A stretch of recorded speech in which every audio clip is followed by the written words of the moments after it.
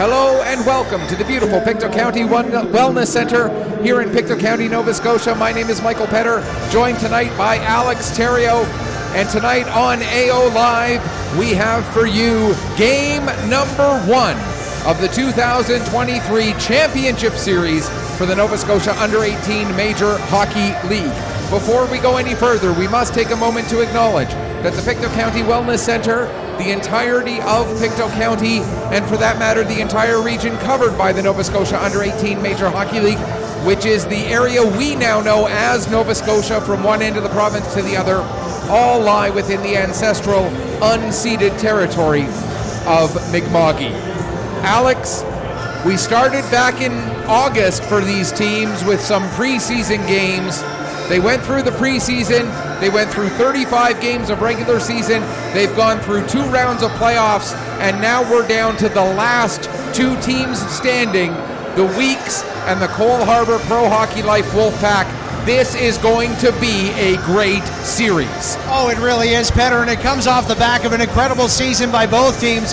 You were talking about the preseason and then the regular season and all the ups and downs through that. And here we are. All that seems like a distant memory. As you said, about to get steel on the ice for game 1. This is exciting. And this building, oh my gosh, it's electric. And we're still more than 11 minutes away from puck drop. You think about the fact that the Cole Harbour Pro Hockey Life Wolfpack, as one of the metro area teams, is traditionally pretty strong. But for the Weeks, this is the first time in 13 years that they've had a chance to play for a league championship. You live in this community, I live in this community, but for people who might be a little further afield, what does this mean for Pictou County, and for that matter, Cumberland and Colchester counties as well, because that's where we draw all these players from? Well, the beauty about this league is the fact that the rural areas and the rural teams, it is basically the entire life. You know, there are some people in Pictou County who schedule their weeks around these Weeks hockey games, you know. Every single thing they do is always, well, okay, there's a hockey game this weekend, or maybe it's next weekend, but you've got to be here in the rink to celebrate these players who a lot of folks have watched grow up, all the way from U9 all the way till here they are today with prospects after U18. They're not even thinking about that now. They're in the stands, the volunteers, the fans, the players, the coaches, the broadcasters, as we get ready to drop the puck. Now, Petter, you have been here for a long time calling hockey games. What does it mean to the fans who come to the Wellness Center every single game when they play here to watch the majors on the ice? The fact that this team has had some struggles last year in particular was a rough year for this team.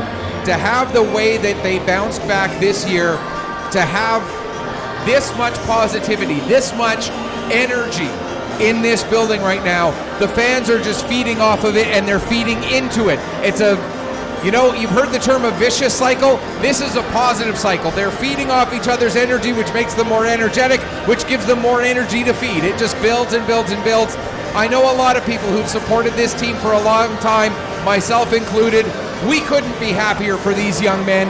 We couldn't be happier for the people who run this organization. I'm thinking of, and then the volunteers as well. I'm thinking of Greg Massero. Yes. You know, he's worked with this team and with the Crushers for so long. To see him have an opportunity to be a part of an event like this is fantastic. Billy downstairs, who does the calling of the games, to have him have a chance to call a championship, which we haven't had in this building at this kind of a level since 2017, or 2016 rather, when Regan Spears stopped, shot, and scored from down there, and that was down in, that was at the Junior A level. This at the U18 level, it's a little bit more special locally even, because these are all locally grown players, whereas in Junior A it's a little bit, not that it's not special, but it's a little bit more further afield because you're drawing from drafting and everything else. You got players coming from away. It's a accumulation of everything. You know, you've got the spring training camps, you've got the summer hockey, you've got a lot of NHLers that are living right now in Pictou County that are dedicating their time to the game. Joey McDonald, Sim is another one. My gosh, coaching all those kids, including his own, you know, taking his time for all those hockey camps. Colin White, and really making sure that not only they know how to play hockey, but they know the fundamentals of hockey and the fact that it is about community. And when you do get to the finals of tournaments like this, it is about community. I've heard from a lot of folks in Cole Harbour that have been waiting, woke up at 5 in the morning today. They were so excited to see the Wolfpack on the ice. And likewise here, you mentioned Greg Massaro. I see him all the time. And every time I see him, he goes, "You going to the Weeks game? You going to the Majors game?" Right? It's such a nice feeling, Petter, and it's great to be here at the Wellness Center to experience that. And as we look at this matchup, let's get a little bit closer into the matchup itself. You've got the team that was number 1 all through the regular season, the Weeks. You've got the team that was number 3 all through the regular season, the Cole Harbour Pro Hockey Life Wolfpack. The Weeks, they went through, they had a year to remember. It really was a year to remember for them, as they did finish first. And when you look at where they finished with that record, it was incredible. It was 56 points in the regular season. Petter, we haven't seen that in decades here. 27 wins, 6 losses, 2 overtime losses to finish first. You look at the Pro Hockey Life Wolfpack, 23 wins, 11 losses, a single overtime loss. You look at the Weeks, finished the regular season plus 69 on their goal differential. The Wolfpack, they finished plus 61. The top 2 teams in goal differential. The Weeks finished first. The Wolfpack finished third, just 2 points behind Steel Subaru. And then they beat Steel Subaru in that semifinal series in a 3-game sweep.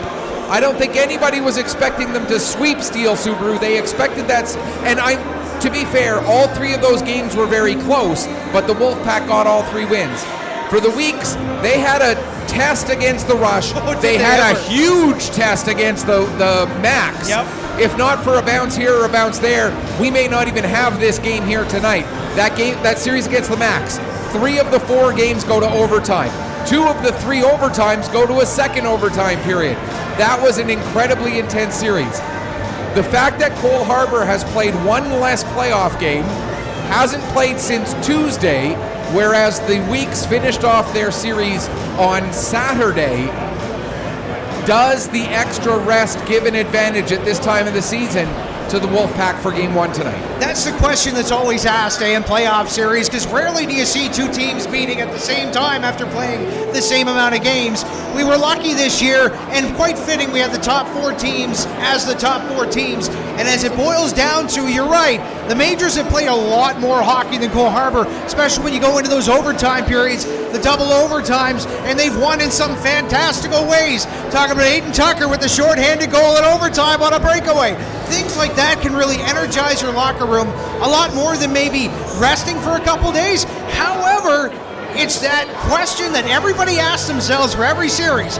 Do you prioritize rest, or do you prioritize hard work and work on the ice? And I don't have the answer for you, Ben. I really don't. How about you? Do you have something in mind? Well, I look at it from this perspective. The Weeks played Saturday night, so they had Sunday off. They went to school yesterday. They went to school today. But really, I mean, physically, they had Sunday off. They might have had a light skate. Yesterday, I think they had a light skate yesterday evening just to keep the legs fresh. I think they're in a perfect position, whereas Cole Harbour, their last game was a week ago tonight. I think that may be just a little bit too much of a span, and that gives maybe a little bit of rust, which might overtake the extra amount of rest. But I mean, we're going to see it starting in 4 more minutes here. And you know what? I was always looking at these statistics, because all season long, I mean, you watch these 2 teams so many different times, play each other, play different teams. But you mentioned it earlier, the goal differential. I want to mention the goal scoring, because these 2 teams have been completely out of this world. Goal differential, of course, you take goals for, goals against, and you find the middle number. But for goal scoring, you've got the Weeks Majors, 169 goals in the regular season. Now, the second place team was Cole Harbour, coming in at 158, and then right behind them, it's 136. That's not a small gap. That is a large gap. But on the flip side of things, both teams have really good goalies as well, which is the beauty of tonight. Is it going to be the goaltenders that are going to steal the game early, or is the offense going to come out hot? Well, it's funny that you mentioned that, because before Game 2 of the series against Halifax, I was talking nothing but how great both of these defenses had been in the series. But they were great. And between Halifax and the Weeks, it was the second and the third best defense in the regular season.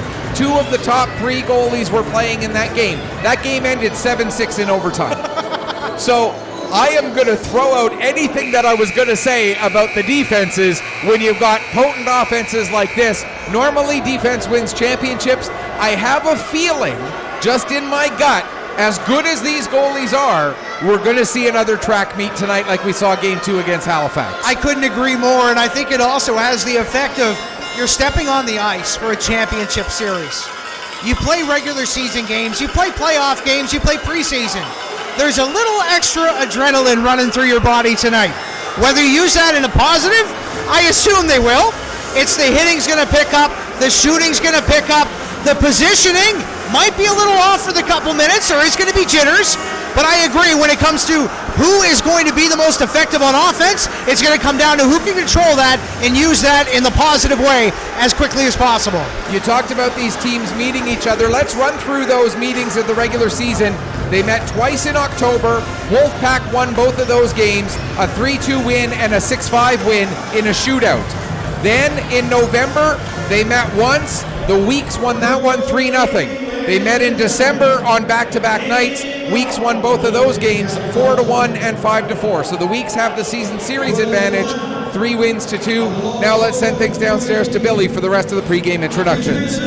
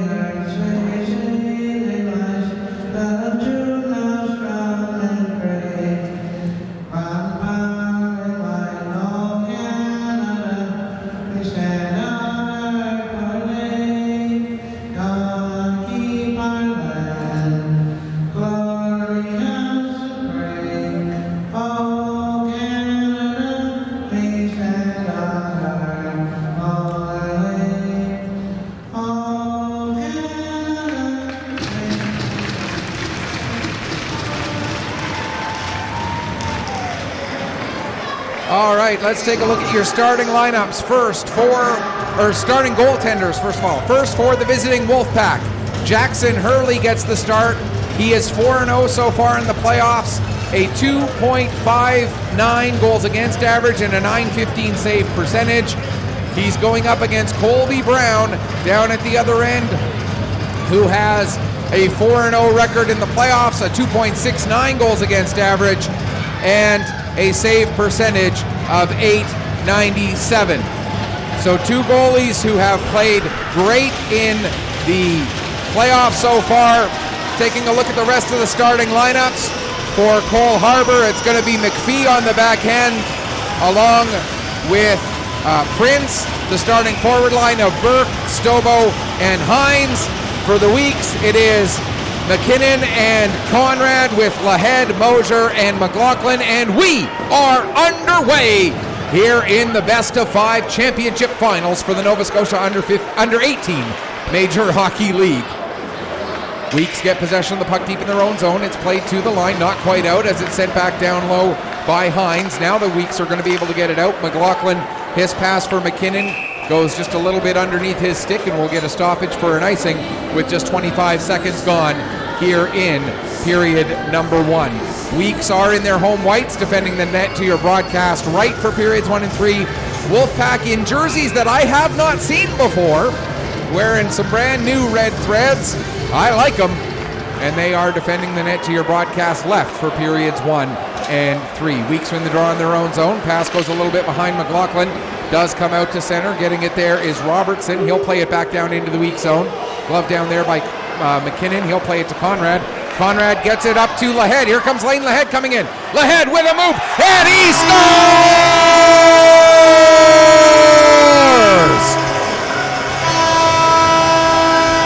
Lane Lahead picking up where he left off. This kid is on fire. His 24th point in 9 playoff games. He's got 5 goals. The league's leading scorer through the regular season. League's top forward, league's leading scorer so far in the playoffs, and now the first scorer of the championship series. Lane Lahead, what a year he is having. And just think, next year we'll get to watch him play in Junior A hockey right here in this building if he's not playing in the queue. There's a shot that goes off of a body. I believe there will be an assist to McKinnon.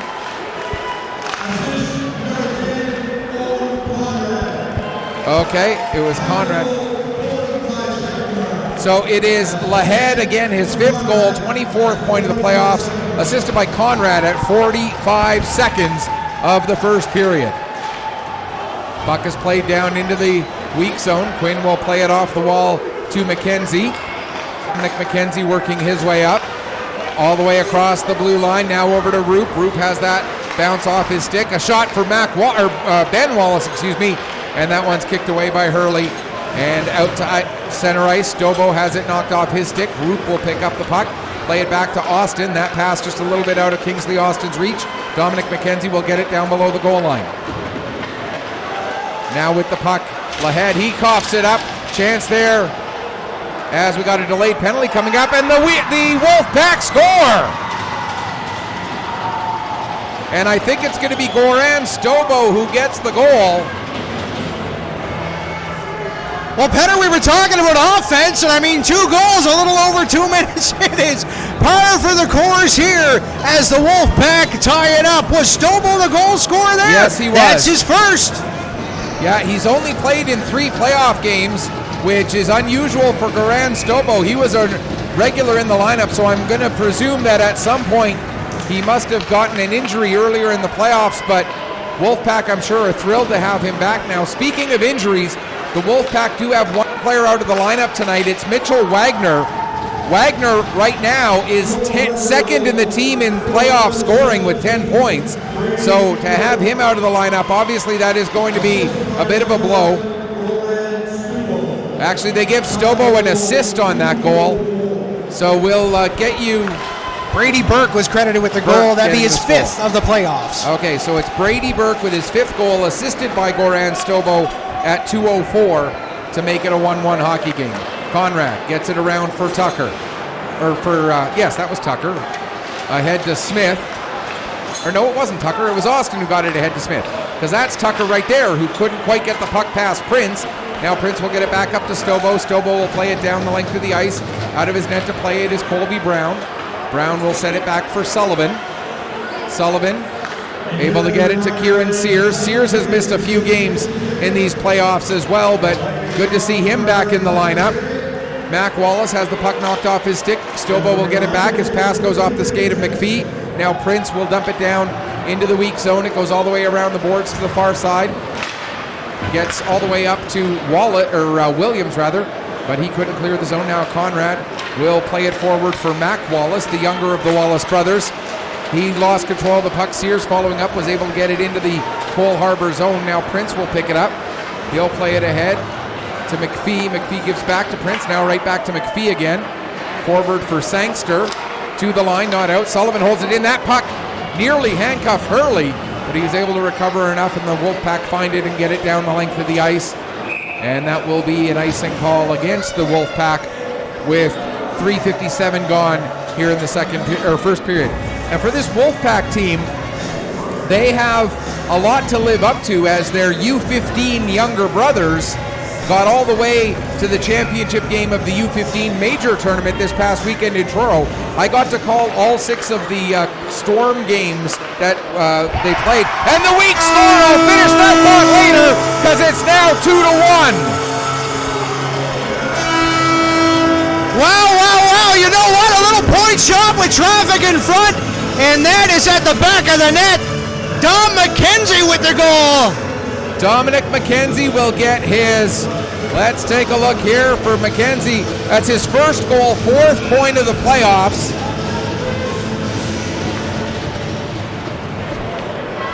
First goal, 4th point for Dominic McKenzie, coming at 4:01 as the puck is played down into the Wolfpack zone, and Hurley will cover the puck up. And we'll get a stoppage here, 4:11 gone. As I was saying, the Storm had an absolutely great weekend. They went undefeated all the way into the gold medal game, and then ran into the juggernaut that was the Gulls. And, there's a few common last names between that team and this team as well. So literally some younger brothers. Oh, Smith got a deflection on the shot, so Reese Smith gets credit for the goal.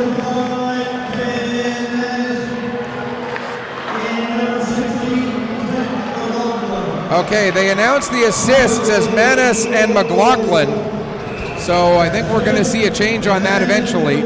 26 took the shot, I think, but we'll figure that one out. And we have a penalty on the play as the Wolfpack are getting their first power play of this championship series. And taking a look at the Wolfpack power play, it has been dynamite this year. It was 22.4%. That includes regular and postseason play.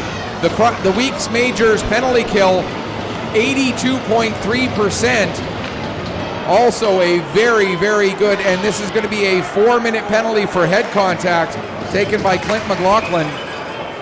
So this a big kill here for the Weeks, coming at 4:33 of the first period, carrying a 2-1 lead right now. Oh, it's a double minor for spearing.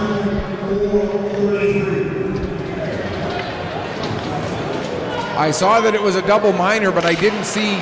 I was looking down, starting to write when the referee made the signal, so I didn't see. I just assumed double minor. Oh, head contact. And now with the announcement, realizing that it's not, but the Weeks are able to get the puck and clear it out down the ice. 25 seconds gone in the penalty. Robertson will go back and pick up down below his own goal line, plays it over to Prince. Prince will start to work his way forward, then drop it off to Robertson. Robertson coming through center, in across the blue line. Cutting to the outside, all the way behind the net, now sends it to the far wall for Totten. Totten trying to work himself into some space, loses control of the puck. Quinn can't clear the zone as it goes right into the legs of Robertson. Now to the near side for Prince. Down to Burke behind the net. Burke sends it back to the far point. Robertson will put it back down low. Comes all the way around to the near wall. Reese Smith gets to it but can't clear it past Prince and out to center. Back down into the corner. Totten with a pass. That goes off a leg. It ends up coming to Prince. Back down into the corner for Totten. He takes a bump from McKinnon. McKinnon able to tie him up. Stobo comes over to help out, as does Logan Quinn of the Weeks. Quinn gets it as far as Prince. And then Prince went to play it to Robertson, but it came out to center, and then Tucker able to send it the rest of the way down the ice. 1.5 minutes gone in this double minor to Clint McLaughlin.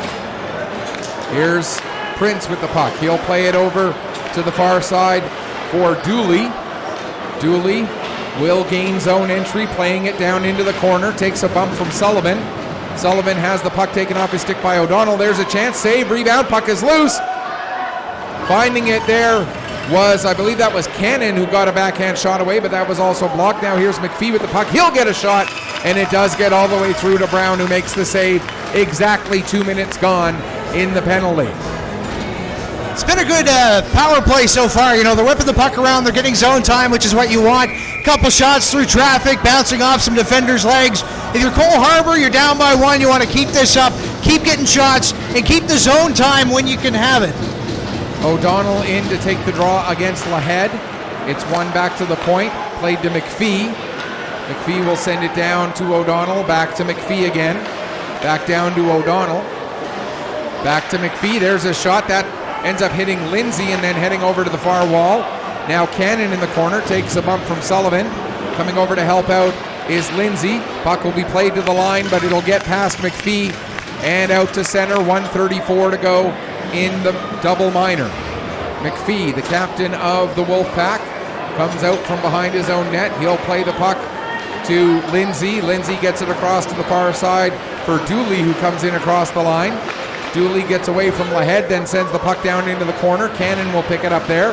Has it knocked away from him, taken behind the net by McKenzie.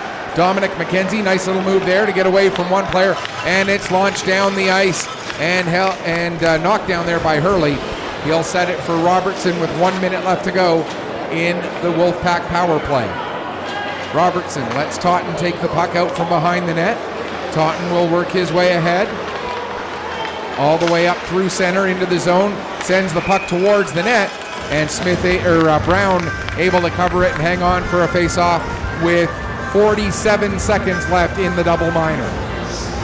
So hard to get a clean shot off against the Weeks Majors. It really is. You know, they like to collapse on the penalty kill, and if you do get a clean shot off, chances are there's a body in front of it. It might be wise to take more point shots here if you're Cole Harbour on the remainder of this power play.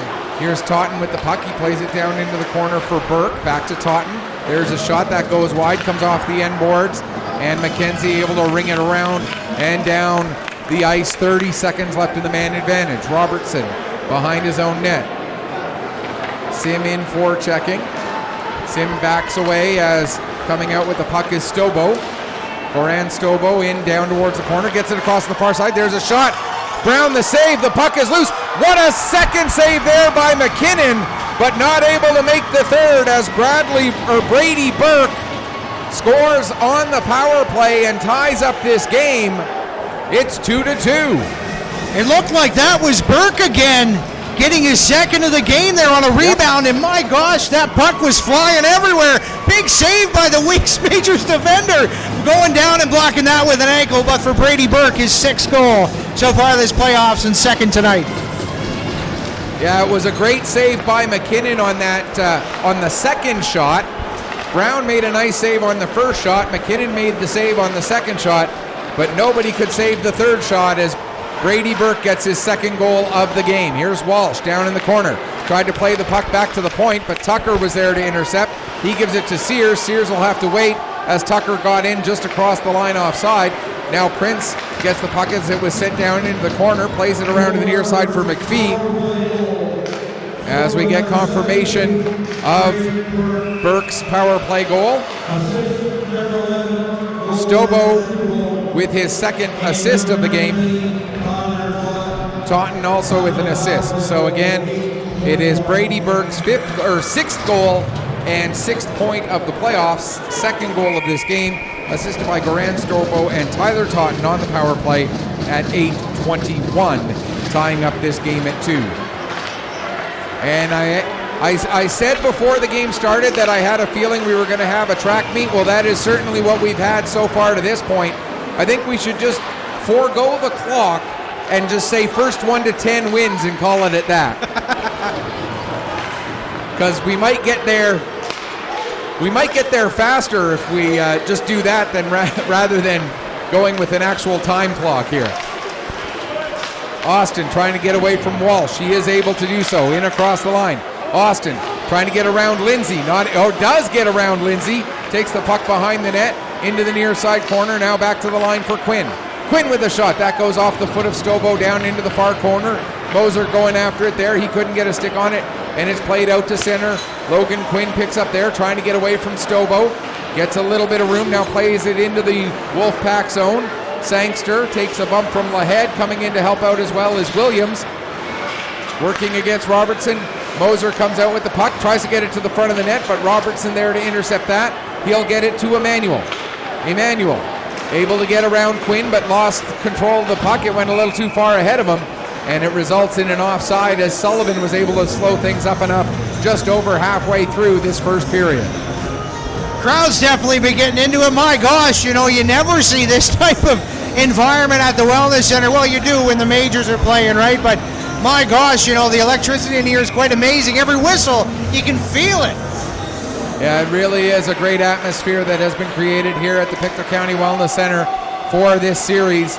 Here's Sullivan with the puck. He'll get it over to Quinn. Quinn will send it around the boards, race to get to the puck. First one there will be Totten.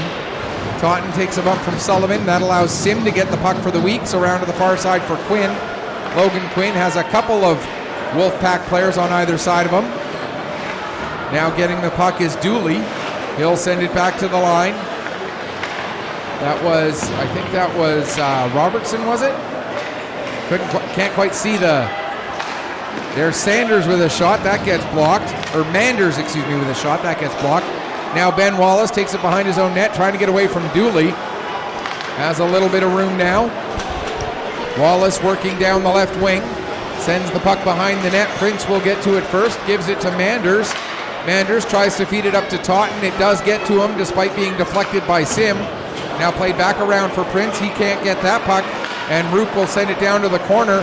Prince there to intercept that. Manders plays it off the glass, and it's picked up by Hines. He'll get it out to center. Although I see that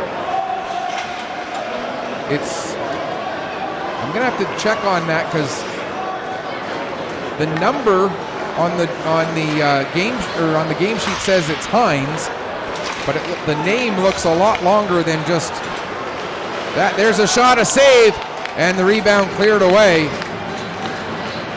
Here's Manis giving the puck to Lahead, but they ended up going in just a little bit offside, and perhaps it's Jacob Trioni Willis. Is that who number 24 is? Yes, it is. So it's not Ethan Hines. It's Jacob Trioni Willis. I do apologize.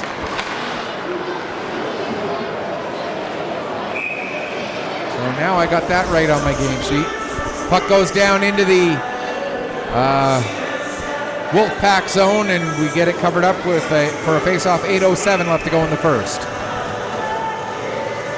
Lahead in to take the draw against Stobo. Lahead will get waved out. Moser comes in to take the draw instead. Wins it back to Lahead. He gets it right to the point for McKenzie. There's a shot. Hurley made the save, but the puck came free. Comes back to McKenzie again. Another shot. Save. Rebound. But the Weeks couldn't get a stick on it, and now Trioni Willis will bring it out. Trioni Willis sends it down into the corner. Stobo goes after it there. Pass back to the point is intercepted by Lahead, and he'll work his way out to center. Lahead gets it in across the blue line. McLaughlin tried to play it to the middle of the ice. That was intercepted. Now here comes Rivera going the other way. Rivera avoids the bump from Conrad.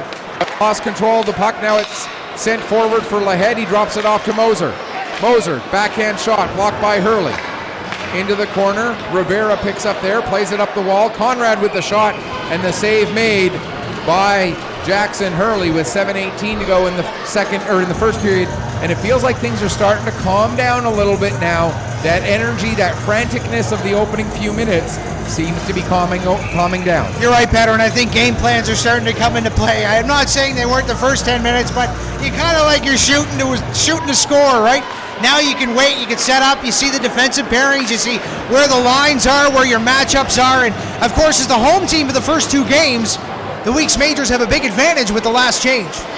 They do indeed, although if you look at both of the first two series, both of the first two series, in the series against the Halifax McDonald's, they actually lost. The one game they lost was on home ice. Of course, that was in double overtime, so at that point, they could have played rock, paper, scissors to determine a winner, and it would have been almost as even. Puck sent down towards Hurley. He'll cover it up and hang on for a face-off. 6:37 left to go in the first period. So as we just mentioned, Game 1 is tonight here at the Wellness Center. Game 2 is tomorrow night. Same puck drop, 7 o'clock. Game 3 going back to Cole Harbour Place on the 25th, which I believe is a Saturday. Yes, the 25th. And that is going to be Saturday. a 7:15 puck drop. And then the game after that, game 4, if necessary, will be 11:15 in the morning on Sunday. So 2 games back to back, very close together if this series does indeed go to game 4. And I'm going to go way out on a limb here and say that game 4 will get played. I think you're right, Petter. and I'm going to go even further out onto a limb here and say you and I are going to be busy next Monday night. Game 5. Which is when game 5 is scheduled for. Game 2, by the way, of course, will be right here on AO Live, as will game 5 if it is needed. Games 3 and 4 from down in Cole Harbour. Check with the Wolfpack social media pages, their Twitter account, their Facebook, and so on, to get information on where they are going to be streaming it. We, unfortunately, will not be able to make our way down to Cole Harbour this weekend to call those games. So you'll have to check on the Cole Harbour Wolfpack social media packages to find out where those will be streamed from, whether it's their, I can't remember off the top of my head if they do it through YouTube or through Facebook or through a different group. But wherever it is, check that out for sure. Here comes Conrad with the puck now. Conrad brings it in across the blue line, trying to get it to the front of the net. Robertson able to clear that away. Now Sim gets to it in the corner. Lane Sim drops it to Ben Wallace. He takes a bump from Lindsay. Now another bump from Rivera.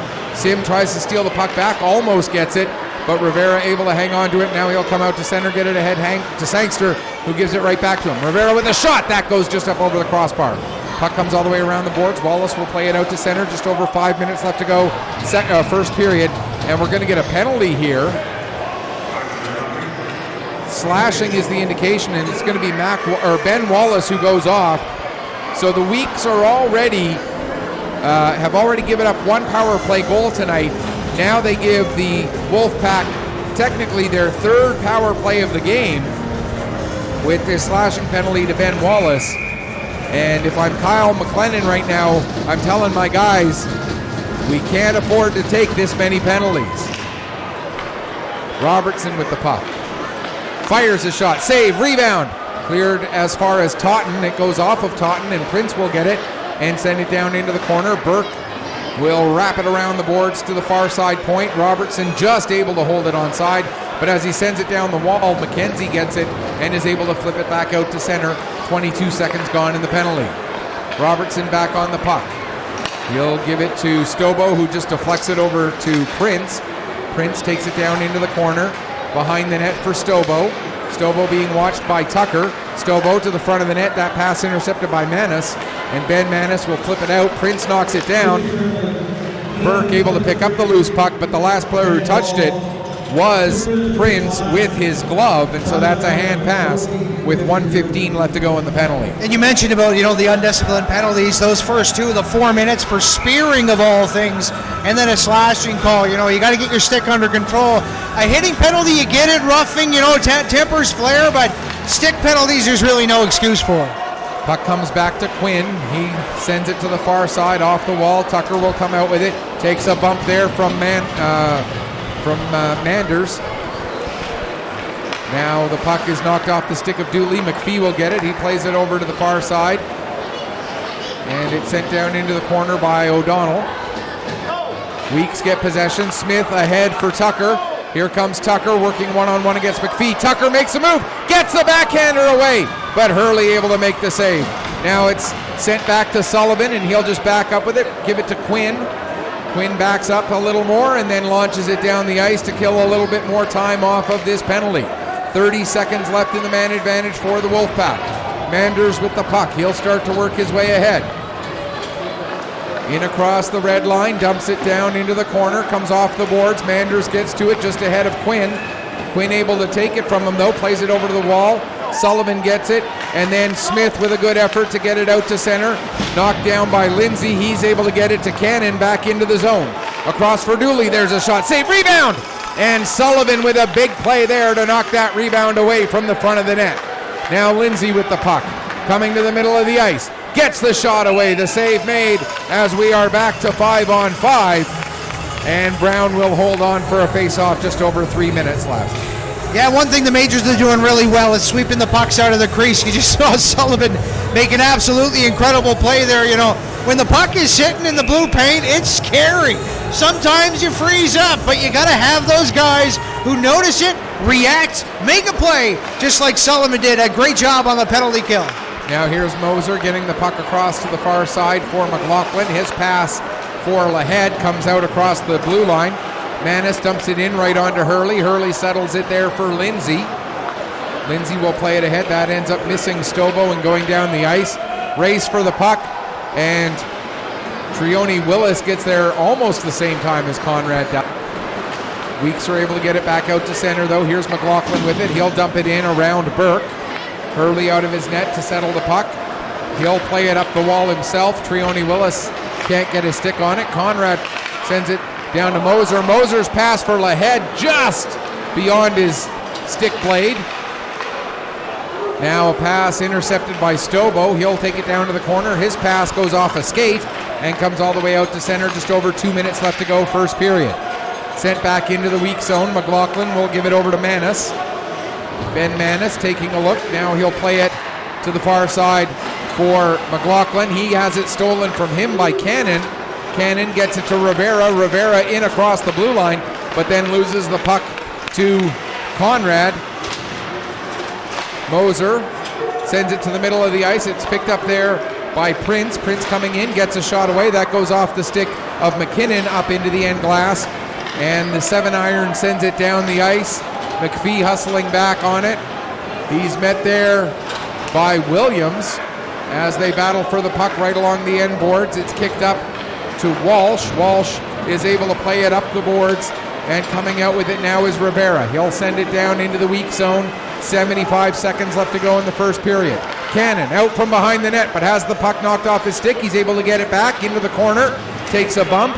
Mac Wallace trying to get the puck. He can't. Manders does. His shot blocked by Sears. Now another shot. That one saved by Brown. Williams will get the puck to Sears. He'll feed it ahead to Mac Wallace. Wallace in across the line. Back for Sears again. Sears tried to make a move there to get around Robertson, but lost the puck. And coming the other way now, Dooley working against Austin. Austin is able to tie Dooley up enough, and McKenzie gets the puck in the corner, down to 40 seconds left to go. I realize I said that as Bill said last minute of play, because Billy was a little bit slow on this one. Sorry, Bill, got a... The hockey's too good. He was caught watching the game. It is. Puck is sent down to Hurley. He'll get it over to the near side boards. Rivera there. He'll play it out to center, knocked down by Wallace. Or sorry, that was Totten who got it ahead to Wallace. Now here's Owen Conrad with the puck, bringing it in from center ice, gets around Robertson, comes behind the net, plays it out in front, puck is loose. They take a couple of whacks at it there, but Hurley able to keep it out of his net. 3 seconds left in the period. And now we'll get a stoppage, as I think the issue was Hurley's stick was caught in the gear of Smith, and so they both were kind of stuck where they were. And we get a stoppage with 1 second left to go in what has been a very exciting first period. You can't really get any closer than that. We're tied at 2. There's 1 second left. Shots are 12-11. I mean, it's been right dead down the middle this entire game. Totten gets waved out of the face-off circle, so O'Donnell will come in to take the draw. Wallace tries to get a shot off, can't get it through. And so we will end the first period with the Wolfpack out shooting the Weeks by 1, but the score after 20 minutes of play is Weeks 2, Wolfpack 2. There's a lot we could break down here, so let's try to break some of it down. Alex, let's start with the first 5 minutes. A whole lot of activity in that 5 minutes, and maybe a little bit of Championship Series jitters. Oh, we were talking about it, whether this is going to be a goaltending battle or a shootout, and we got a little bit of both, to be honest with you. It started out absolutely blazing, and, it's so fun when you see hockey games begin like that. Rush up and down the ice, back and forth, and, of course, the goals came fast and furious as well. How did you like that first couple minutes of the period? Because within the first 2 and a couple seconds, we were already at 2 goals on the board. The lack of structure at that point you could tell that emotions were not quite in control yet. And it was playing on instinct rather than playing with a system. And you could see that both teams are incredibly skilled.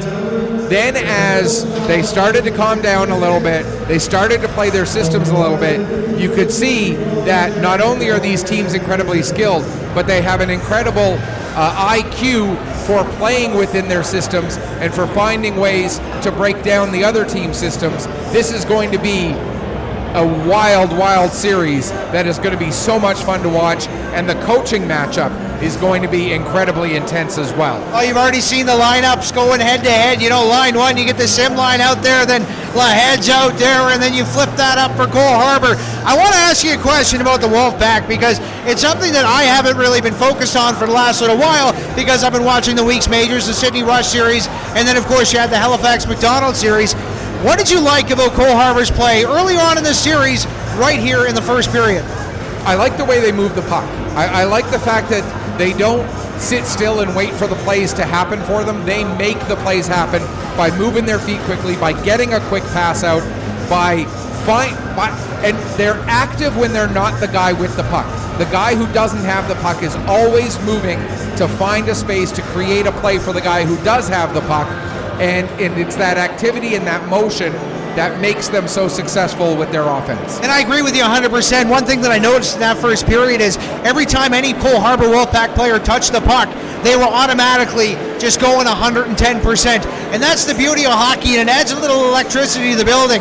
When you see somebody touch the puck and then they speed up and they start going 100%, that is exciting hockey, because anything can happen, right? Speed could beat the defense, maybe the defense makes a great play, and we saw a little bit of both in that period. Exciting hockey. I want to ask you your thoughts on the first period performance of two guys who started a little shaky as well, Colby Brown, Jackson Hurley. I think they came into their own as the game progressed. Of course, it's easy to say that when the goals stopped going in. But no, they had very good saves. You know, they're handling the rebounds really well. Brown had a lot of help from his defense in that period. There were a couple of scrambles around his own net where Sullivan made a nice play, and I believe McKinnon maybe was the other player who blocked that open net shot. But on the other side of the ice, same thing, you know, getting a lot of help from your defense. The goal differentials for these two teams, we mentioned, they were some of the highest in the league, and it's showing. Not only are the goalies playing well, the defense is also playing well in front of them.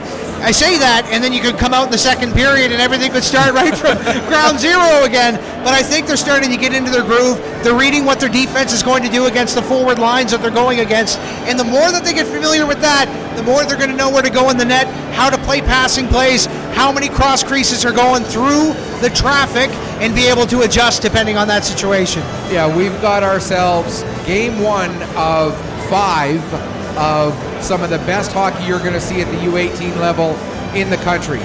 And the prize at the end of this is not only getting to be league champion, but it's also getting to represent Nova Scotia against 4 very good hockey teams in the Fredericton Caps, the Moncton Flyers, the Charlottetown Knights, and the Pinnacle Growlers. One of these 2 teams is joining those 4 at the Atlantic Championships, and one of those 5 teams will represent this region in St. Hyacinthe, Quebec at the TELUS Cup. We've had the Cape Breton West Islanders do it a few years ago. The Moncton Flyers are the defending national champions. With the talent that we have on these 6 teams that are still alive, I've got a feeling that Atlantic Canada could go back-to-back this year. It's exciting, isn't it? You know, you see all of the great teams that are already waiting for this series right here to finish up. It's a shame that these type of tournaments don't get national coverage. It's not on the cover of every newspaper. It's not on every broadcast sports television, but it really should be. The quality of hockey here is something that you really don't see anywhere else. And of course, the TELUS Cup is something completely different, but that is still a couple of tournaments away. This one, the next one, then we're going. But in another sense, it's kind of nice to know that the fans who support this league know how good it is. It's almost like a hidden gem in a way that you know you're going to see the highest quality hockey in Canada right in your own backyard. It's quite special. And we can tell you that AO Live is going to have every single game from that Atlantic Championship hosted by the Fredericton Caps. Moncton and Fredericton are still playing for the New Brunswick Championship right now, but we know that they're both going to make it to the Atlantics because Fredericton's the host and Moncton, as the other finalist, is going to get in. Pinnacle has already won Newfoundland Labrador. Charlottetown has already won Prince Edward Island, so this is the last team to be in there. And I can also tell you that with all of those games on AO Live, Jeff Robichaud, the former voice of the Moncton Wildcats, will be calling all of those games. If you haven't had a chance to hear Jeff Robichaud call a game, he is fantastic. I had a chance to work with him doing the gold medal games for all three age groups at the Monctonian. What a great guy to do play-by-play. You're going to love listening to him. You're going to love watching his work right here on AO Live at those Atlantic Championships. Have to give a cheap plug for our own Atlantic Championships that we're going to cover, which will be up in Membertou. I get the honor of calling my hometown team, the Northern Subway Selects, as they go for a back-to-back Atlantics to try to get back to the SO Cup. Jeff Robichaud, of course, his nickname en français is Jeff Robichaud because he has some beautiful calls. Beau and Frey, that's good. I don't know if you'll like that or not.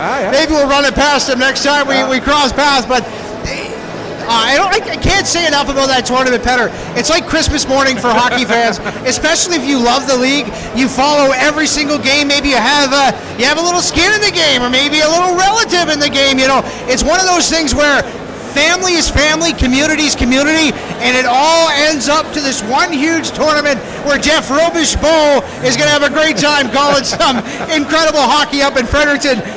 To get there, it's so fun because you've got this, which is going to be a great 5-game tournament. Then you go to the Atlantics and another great tournament. It's March, the end of March, Petter, but there's a lot of good hockey left. Oh, there is. I'm fired up. Oh, yeah. Beautiful day outside, too. And we're Petter Sports and Streaming, working with AO Live and Atlantic Hockey Online, proud to be doing the U18 Female Atlantics from Membertou, Nova Scotia, where the Cape Breton Lynx will be hosting. We know the full lineup of teams for that event. It will be the Western Flames out of New Brunswick. It'll be the Eastern Stars out of Prince Edward Island. The Eastern Icebreakers have won Newfoundland Labrador. The Cape Breton Lynx is the host team, and of course our own hometown Northern Subway Selects. That is a deep field there as well. And the winner of that goes to the SO Cup, which this year is in Prince Albert, Saskatchewan. We also have, very proud to say, I won't be there myself, but it'll be some of my crew doing the U13 Female Atlantics. First time ever there's a U13 Female Atlantics. So glad that they've added that level to grow the girls' game. That'll be in Port Hawkesbury, Nova Scotia, and we're going to have a crew there as well. All of the Atlantics, all 6 of them, here on AO Live through Atlantic Hockey Online, all March 30th through April 2nd. And how much can we say about the growth of female hockey around Nova Scotia? We saw the silver medal at the Canada Games. That was amazing. You've got some young goaltenders. Raya Stewart for the Sydney Mitsubishi Rush. She's 16 years old, and she was able to have an absolutely incredible season. She made like 45 saves a game in the U18 playing for the Sydney Rush, and then she goes over there with Georgia Burrows, and they have an awesome tournament backstopping Nova Scotia to their first ever medal at the Canada Games in Prince Edward Island. Petter, what does that mean for female hockey? You talk about the U13s getting their first Atlantics. Oh man, it's special. It's very special, and as you know, I've been covering female hockey for a long time. It's a very near and dear place in my heart. Nothing makes me prouder than when I have one of the young girls come up to me and say, well, young compared to me, and come up to me and say, Mike, I got a scholarship to a school down in the States, and it was your coverage of our team that helped that coach see me. And for me, that is why I do this, right? I mean, I love hockey, but I love my local kids. I love being able to see them and help them grow to that next level. And for the girls' game, it doesn't get that same kind of exposure, but it's starting to. And I'm so proud to be at the beginning of I was at the beginning of that curve. And Atlantic Canada, it took a long time for us to win our first TELUS Cup. We still haven't won our first SO Cup yet, but I've been saying it for the last couple of years. We are awfully close, and I have a feeling that maybe this year, if not this year, within the next 2 or 3 years, you will see an SO Cup championship come back to Atlantic Canada. And if you want to get involved in your local hockey community as well, I highly recommend it. You know, it's one of those things that not only it pays off for the team, but it also benefits you. You know, you feel good about being involved in something, especially local hockey. And I mean, when I was growing up, I was so close to the Halifax Forum. I used to go up there, pay $2 admission, grab myself a thing of French fries, and I sat in the stands for 6 hours. I do my homework, and it doesn't matter what game was on, I'd watch it. U13, U9, U18, Junior B. It was so amazing to me, and it really grew my love for hockey. So I encourage that, you know, if you're thinking of getting involved, go to your local rink, whether it's, Cole Harbour Place, or whether it's the Wellness Center, or any other rink in Nova Scotia. Go down to the games, see the talent on the ice, and if you want to volunteer to help them out, I'm sure they'd love it. Absolutely, all these teams. And while we're talking about volunteers, there's one other group that we need to send some recognition to as well, and that's all of the corporate sponsors that all of these teams have. You know, you look at the Cole Harbour Pro Hockey Life Wolfpack. Pro Hockey Life, a huge sports equipment franchise that does so much for their community. Weeks Construction. What can we say about Weeks Construction that hasn't been said before, and the way that they run the Junior A Crushers and this U18 Majors program? Without the Weeks family and Weeks Construction in this community, we might not have a Junior A team. We might not have a U18 Major team playing out of this building. And all the other corporate sponsors as well, whether they're doing something as little as helping to pay for the cost of getting the programs printed, or if it's something bigger like helping to buy all the jerseys. All of you who are part of that corporate sponsorship, thank you, thank you, thank you. And if you want to help support hockey, one way you can do it is by supporting those sponsors and giving them your business when you can. Couldn't have said it better myself. All right.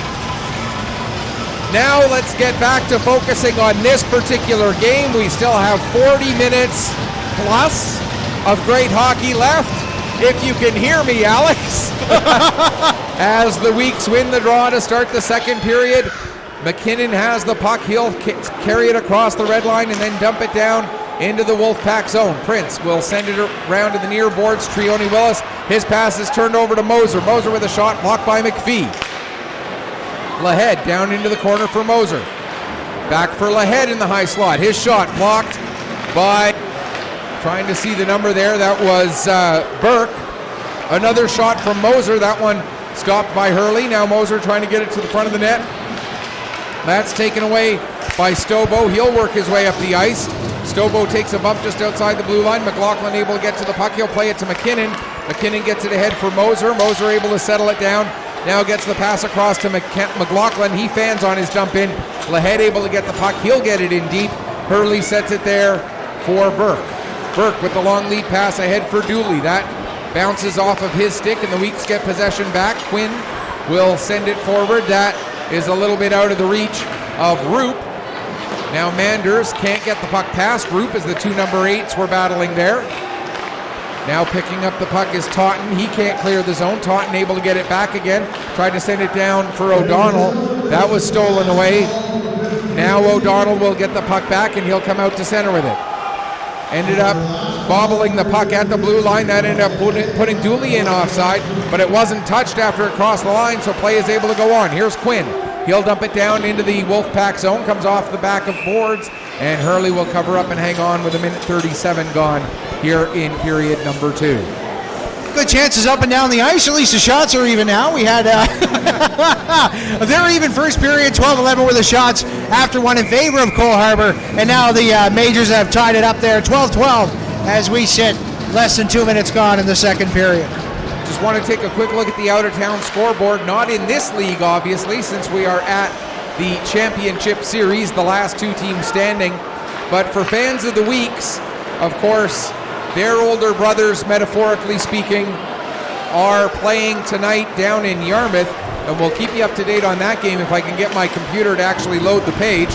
Here's Taunton with the puck. He gives it to Lindsay. Lindsay has it knocked off his stick. O'Donnell can't get a shot away, and Wallace lost the puck as O'Donnell was able to steal it off of him. Now it's an attempted dump in. It's gloved down by McPhee. Sent down into the weak zone. Brown out of his net, gives it to Conrad. He'll get it up to Ben Wallace. Pass over for Sim. He gives it to Kingsley Austin, who sends it down into the corner. Ben Wallace picks it up there. Back to the line for Austin. There's a shot. And the blocker save made by Jackson Hurley.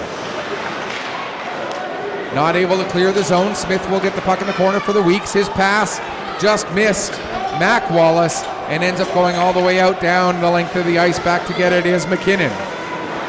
We're 2-2 early in the second period here. Fans of the Weeks Crushers, you got the same score line there. 2-2 early in the second period against the Yarmouth Mariners. Game 3 of that series, Yarmouth leading it 2-0 at this point. Game 4 of that series will be here on Thursday night. We will have it on a different streaming service, so we're not going to mention its name. But Alex, you and I are going to be there for that one. Puck cleared all the way down the ice. That's going to be an icing call against the Wolfpack. We're going to be here tomorrow, though, for Game 2 of this one, and that will be right here on AO Live. Yeah, so you get your first 2 games here and get your fill of Michael Petter and myself. There's no such thing as getting a fill of Michael Petter and Alex Theriault. You can get fed up with Michael Petter, but never Alex Theriault. Oh, thanks, Petter. So sweet. I don't pay you, so I just pay you compliments instead. Hey, currency's currency, brother. Puck played ahead by McKinnon. It's a little bit out of the reach of McLaughlin. Back into his own zone. Prince nearly has it taken from him by Lahead. Now Lahead does get it, but his pass intended for Moser, a little bit too hot to handle. Sullivan can't get it past Cannon. Puck goes down towards the corner. McKinnon will use the glass, get it past Robertson down the ice. Icing gets waved off as it must have gone off of somebody. Stobo will pick up now in his own zone. Had the puck bounce a little bit too far away from him. That allows McLaughlin to get it. Puck is loose. Now Moser will pick it up. Moser trying to get a pass across. It does end up coming to Manis. He'll play it back to the line for McKenzie. McKenzie sends it down the boards to Manis. Ben Manis, his shot is blocked, and the puck comes to the front of the net. Robertson able to clear it away to Burke. Burke carrying it ahead, gets it to Trione Willis. There's a shot and a save made by Brown. Weeks coming back the other way. Lahead with the puck in across the line. It's kicked away. Moser couldn't get his stick on it. Now Burke will pick it up once again and come back the other way for the Wolfpack. As we have end-to-end action here from the Pictou County Wellness Center. Here's Dominic McKenzie now. He'll lead the rush. He's got Lahead and Moser with him. Gives it to Lahead. Lahead over for McKenzie, and what a goal! What a pass by Lane Lahead as he found the open lane to get the puck to Dominic McKenzie, and the Weeks reclaim the lead. That was such a beautiful play, eh? Backdoor pass stick on the ice. Oh my good golly gosh, right in the back of the net. I don't know if they adjusted that first goal to be McKenzie's or not. I thought he got it, but if not, for McKenzie, it is his first goal of the playoffs. It has been changed. That goal that made it, at the time, made it 2-1 for the Weeks, has been credited to Dominic McKenzie. So it's a so second he now again. has his two on the night.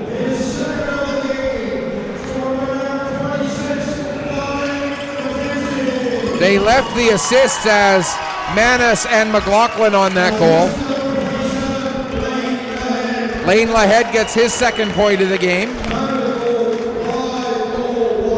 Sorry for cutting you off there, Petter. It's hard to hear when the crowd is going nuts. I don't have headphones on. So, but yeah, Dominic McKenzie there, second goal of the game, second goal of the playoffs. Another shot, another nice save made by Hurley as the Wolfpack get the puck and are looking to clear the zone.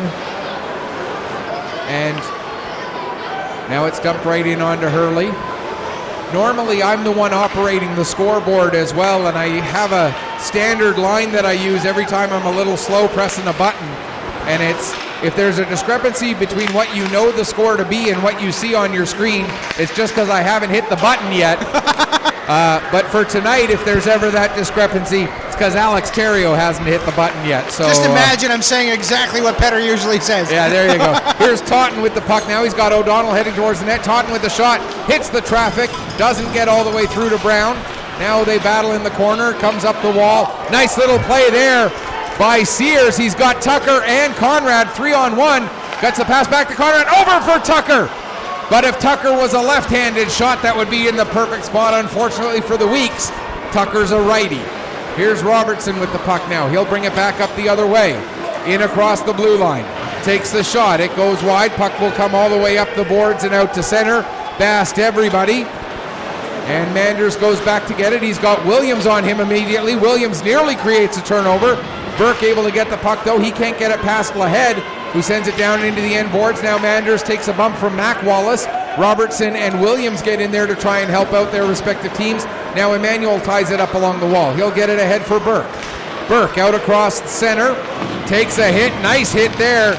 Laid by Kingsley Austin. And the puck goes down into the corner. McKinnon plays it to the front of his own net. Emmanuel with the shot. And Brown had to be sharp. Another shot and another save made by Colby Brown. Now Mac Wallace gets it. Can't get that pass through Emmanuel.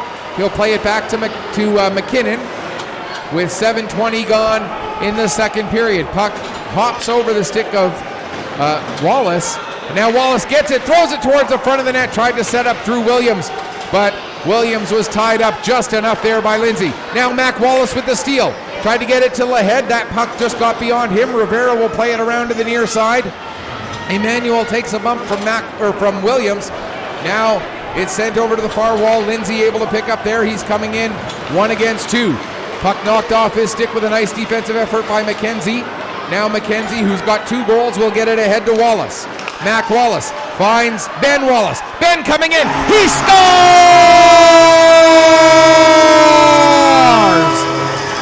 The Wallace brothers connect. It's 4-2.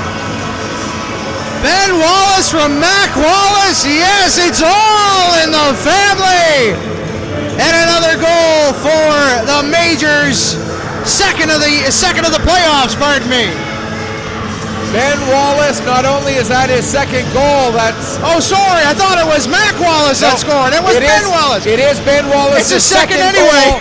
And his 8th point of the postseason. Mac Wallace with an assist, and I believe we're going to see an assist to Dominic McKenzie as well. If so, that's his 3rd point of this game. Not only is McKenzie on a 3-point game, but he's playing incredible defensively as well. Yeah, he's doing a really good job of moving the puck out of the danger areas, and you know you're playing a good game from the defensive end when you've got 3 apples on the night, and we're not even halfway through the game.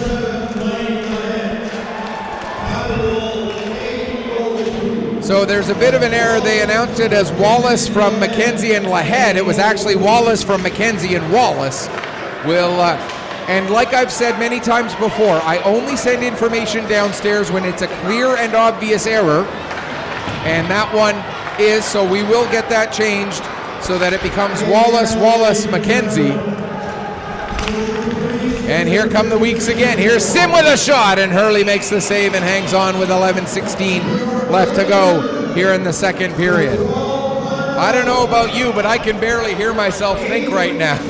No, this building is electric from shore. You've got Cole Harbour fans, you got Pictou County fans, all coming together for a great game of hockey. Of course, they don't all get along right now, and they probably won't for the next week and a half. But they're all here for the same reason, and that's to watch some incredible championship hockey. And this series, I mean, it's so congested time-wise. You're going to get the 5 games in 7 days. Tuesday, Wednesday, then Thursday, Friday off, Saturday, Sunday, Monday, and then the series is done. Here's Lahead with the puck for McLaughlin. It puts it off the post. Clint McLaughlin that close to giving the Weeks a 3-goal lead. Glorious opportunity. What a pass by Lane Lahead. Now, puck knocked off the stick of Trione Willis. Nice play by Conrad. Lahead able to get the puck. He'll give it to Moser. Moser will back up with it around behind the net for Conrad. Conrad gets it ahead to Moser. He had that pass a little bit behind him, but he was able to recover. Gets it to Manis. Manis gives it back to Moser. Moser coming in, gets a shot. It comes off the end boards. Lahead will pick up the puck. Lane Lahead gets it over to Conrad. Conrad fires it off the end boards. McLaughlin will get it back to the line. Manis quickly over for Conrad. That shot is blocked by Lindsay. Bouncing puck comes to the side of the net, and Stobo will pick it up there. His pass ahead for Trione Williams, intercepted by Conrad. Conrad tried to get it over to Lahead, but that pass in behind him. as we reach the midway point of this hockey game. Here's Conrad with the puck. Back to Tucker. Tucker's shot goes wide. Now Quinn stepping in, as the Weeks have been able to make a couple of player changes while keeping the puck inside the Cole Harbour zone. When you've got that short change in the second period, when you're in the offensive end of the ice, and the defense has that long change to try and make, what a way to build on momentum, keeping the play going. But now, unfortunately for the Weeks, the puck ends up hitting the netting and going out of play. Yeah, the score of this period is indicative of the shots. We're looking at an 8-2 advantage for the Weeks Majors, and the ice has definitely been tilted so far this period.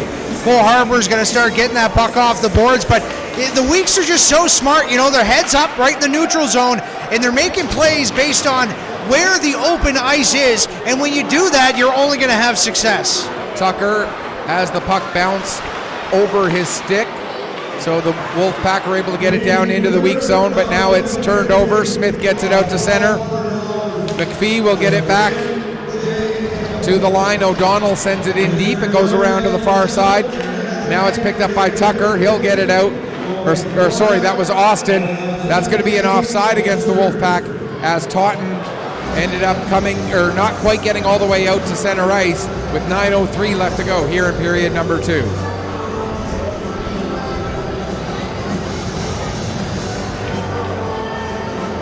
And they're saying that the pass that was picked up inside the zone came from the Wolfpack side of center, so that's where the faceoff is going to go.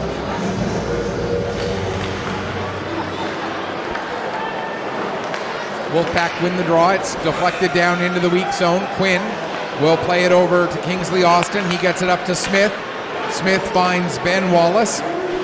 Wallace will dump it in. Prince going after it. Tucker right behind him. Wallace able to help get the steal. Now the bouncing puck. Who's going to get? Smith gets a shot, and that ends up going off of a stick and into the near side wall. Quinn trying to get it back down the boards. It comes back to Quinn again. This time it does get down to Wallace. He tries to feed it for Tucker, but that goes off the stick of McPhee. And the Wolfpack will come out. Here's Taunton. He loses it to Austin. Now pass ahead for Wallace. Wallace drops it off to Smith. Smith gets the shot, and it comes through to the near side corner after Hurley deflected it. Wallace now behind the net. Comes out to the near corner for Tucker with a shot that ends up being stopped by Hurley. And Smith right there looking for a rebound, but Jackson Hurley able to make the save and hang on.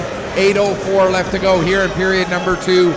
Shots now 9-2 in this period as the Weeks continue to build momentum. And I think we're seeing the fact that they only played on Saturday versus the Wolfpack having not played since last Tuesday.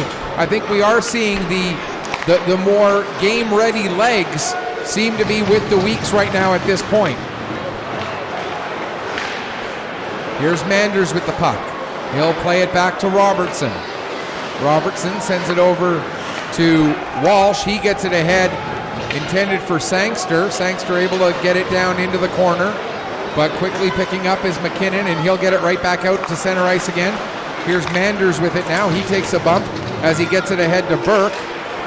McKenzie will pick up. He'll play it back to McKinnon, and McKinnon, seeing some open ice, carries the puck ahead, then dumps it down. Williams will go after it in the corner. Sends it behind the net. Manders able to get there for the Wolfpack. It's set back into the near side corner. Sangster now will get it around to the far boards. Mac Wallace will get there first. Get it back to the line for McKinnon. McKinnon with a shot. There's a safe rebound! And a chance for Sears, but he ends up putting it just wide of the net on that second chance shot. Now Williams gets it to Sears. Over to the far corner. Mac Wallace will go in and pick it up. Get it back to the line for McKinnon.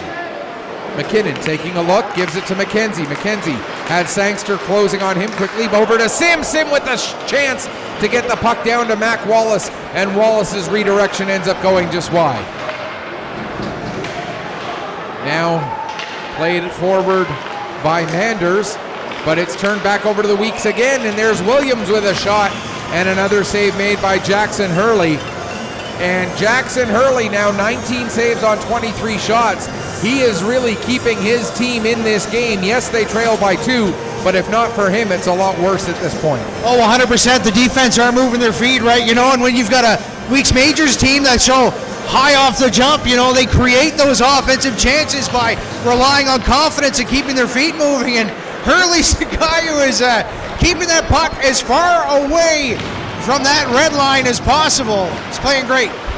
Rivera got the puck deep into the weak zone, but it's quickly turned over. Now Roop will get it over to Sullivan.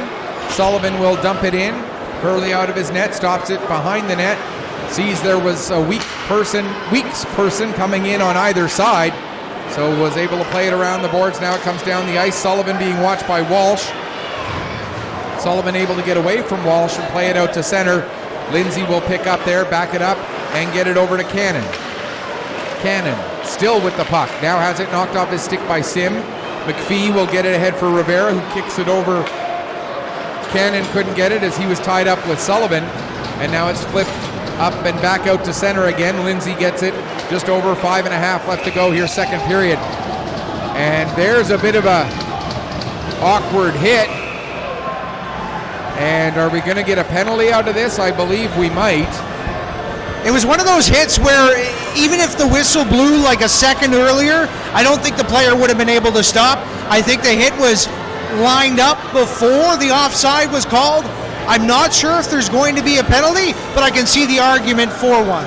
My concern wasn't necessarily that the hit came after the whistle, because as you said, you know, the timing of it being what it was. I was more concerned with the way the hit came into the corner of the glass there right by the bench. If that hit is 3 feet further down the wall, no big deal. That is 3 feet further up the wall, no big deal. But because it was right there at that corner, I think you could make an argument for that being a dangerous play. Yes, 100%. You know, you're taught at a young age that you don't want to get hit or hit anybody there because it causes a lot of hurt, and again, you could injure somebody. All you got to do is think back to a certain Zdeno Chara hit on a guy that we all love, Max Pacioretty. Exactly. I was about to have the victim of that hit be the wrong guy. My brain had a little bit of an oops for a second there, but you were right. Yes, Max Pacioretty in that hit from Chara. Here's Sullivan getting a shot, and that was deflected and goes wide into the near side corner. Lahead plays it down to Moser. Moser has that roll off his stick, and McPhee uses the boards to get it to his teammate Lindsay. Lindsay got it to Stobo. It went back to Lindsay, then back to Stobo again. He sends it to the far side. Moser the only one there. His pass just beyond Conrad. Conrad will pick up the puck though down below the goal line, working against Burke and Lindsay. Together they knock him down. Now Conrad had the puck right underneath him. It wasn't until he stood up that the puck actually came free. And the Wolfpack come the other way. Here's Dooley with it now. Dooley gets taken into the boards by Tucker. Out front for Stobo. And we're going to get a penalty against the Weeks. I thought the penalty was going to be on the Wolfpack, but it's going to go against the Weeks, and they're going to call charging with 4:08 left in the second period. And so for now the fourth time in this game, although really the third penalty, but because of the way double minors count as two penalties, the fourth power play of the game for the Wolfpack, and it's going to be Owen Conrad going off for charging. He's making sure that his gear was okay. His helmet was a little bit banged up there, but he went hard into the boards, and that's kind of why I thought the initial penalty might be on Cole Harbour, but charging the call on the play. So Cole Harbour, like you said, their fourth power play of the night. Puck comes back to the line. Prince will send it down to Totten. Totten into the corner. Now back to Totten again. Totten gets the puck knocked off his stick by McKinnon. It comes to the line. Now here comes a chance for Aiden Tucker. Coming out of the net to get to it is Hurley. Hurley will play it up and out to center ice. That's a big play there by Jackson Hurley. He took the gamble, rolled the dice, and came up with the sevens that he wanted. Talk about confidence, eh? My gosh, what a play. 7 or 11 will win it for you there, and it wasn't a snake eyes. Now Robertson back in his own zone as 45 seconds have elapsed out of this man advantage for the Wolfpack. Here comes Totten. Totten tries to go short side with that one against Brown, and Brown was there to keep that door closed. It comes around the boards to the near side. Robertson takes a look, plays it down the wall. Now back up to Robertson again, but that pass gets beyond him and down the ice. Robertson back to get it. He'll take it below his own goal line. Takes a look. Now Stobo comes back, picks up the puck. Only 42 seconds left to go in the power play. Stobo has it knocked off his stick by Moser. Lahead avoids a hit. Moser and Lahead coming in shorthanded. Here's Moser for Lahead. There's a chance. Saved by Hurley. And cleared away from the front of the net by Lindsay. Now a bit of a miscommunication there between the Wolfpack as the players run into each other in their own zone. Totten now able to work his way down the left wing into the corner. Tries a sharp angle shot. That goes all the way to the far wall and up the boards to Robertson. Back down to Lindsay. He'll get it into the corner. Totten will get it back to Lindsay again. Just 4 seconds left in the penalty. Knocked off his stick by McKinnon. Held in by Robertson. His shot is blocked. And here comes a chance for the week. That pass just out of the reach of Conrad. And Conrad will get to it. He takes a hit there from Robertson. Fans arguing to try and figure out what the difference is between the hit that Conrad took and the hit that Conrad gave. Referees are not going to answer that question, however. Now Cannon gets the puck out to center. It's dumped back in by Wallace. 1:40 left to go here, second period. Weeks leading it by 2. Here's Lindsay with the puck. He'll work his way ahead. That pass intended for Cannon, deflected by Roop, and it ends up going into the Wolfpack bench, and we'll get a stoppage with 91 seconds here in the second period.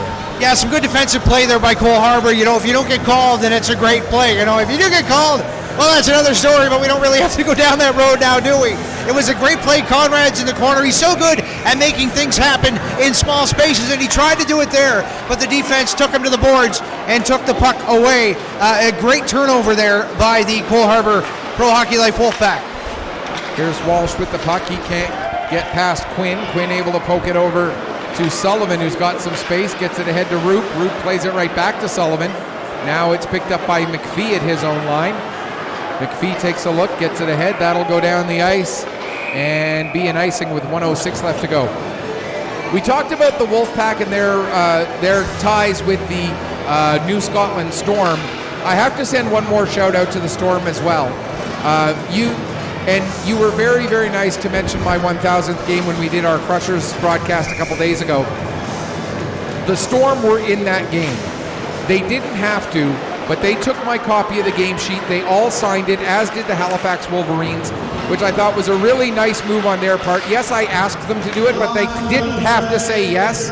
So I want to again publicly thank the New Scotland Storm for doing that, giving me that memento for what is a very important personal milestone to me, and it just shows the class of that organization and the Halifax Wolverines as well. And of course, with the Wolfpack, with their close ties to the Storm, I thought this was a perfect opportunity to share those thanks. Here's a shot, a save made by Hurley, and hanging on for the face-off with 30.2 seconds left. So we've got 30 seconds. I know we're still a little bit left in the second period, but Petter, 1,000 games. I want you to explain each one of them one by one.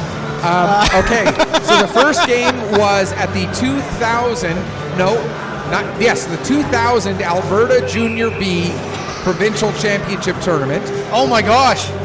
And I was the statistician for that tournament, and one of the teams from Edmonton came in and brought up a guy to do an internet radio broadcast for them, for those games, and his voice was getting tired near the end of the tournament, so he wanted somebody to help him out on their last round robin game. And since I was the stats guy at the tournament, he asked me if I'd be willing to do it, and I said sure.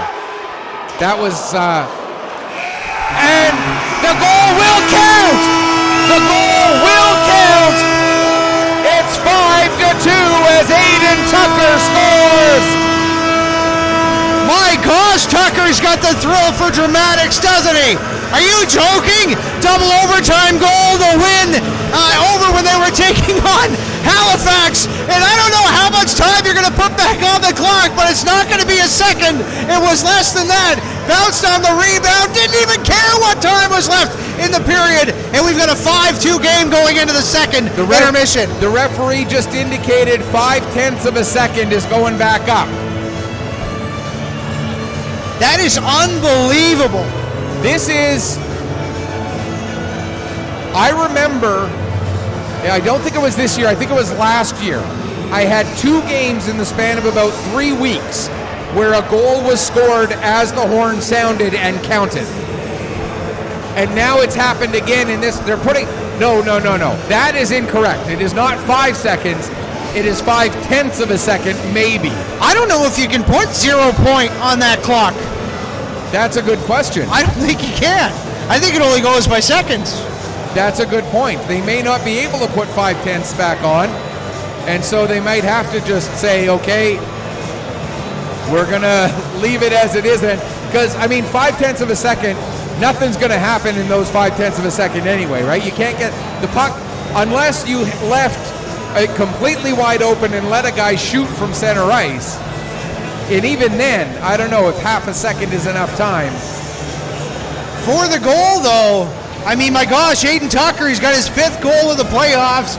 And this is 9th game. I believe he now has 17 points. Yes, indeed. 17 points, which moves him ahead of Lane Sim into second place on the team in playoff scoring. And I don't know what you do here. I really don't. If you have to put something back on and you can only put it on in increments of seconds, you put 1 second back on, because the goal definitely went in within the last second. Yes. I think at this point it's purely academic, and you just say, you know, you have to account for the fact that a person needs to have reaction time after something happens to hit the button. And it was that reaction time that is when the horn sounded. Yeah, they're not even going to drop the puck here. The period's over, and you're right, Petter, there's no point. Not much can happen in 0.5 of a second. So, I mean, a great ending of the period for the week's majors, but for the Cole Harbour Pro Hockey Life Wolfpack, that's got to be a backbreaker. It does, and I remember another time where something similar to this happened. I was not doing play-by-play. I was working PA announcing. Actually, we'll finish that story in a moment. As we get Aiden Tucker's goal announced.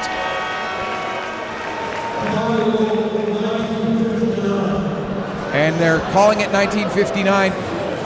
I was doing the PA announcing and working running the clock and all of those things for the Pictou County Scotians, the Junior B team, and it was a playoff series against Antigonish, and it was Game 7.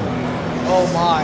And it was the 3rd period of a tie hockey game, and Antigonish scored in that final second, and it took me until after the horn sounded to hit stop.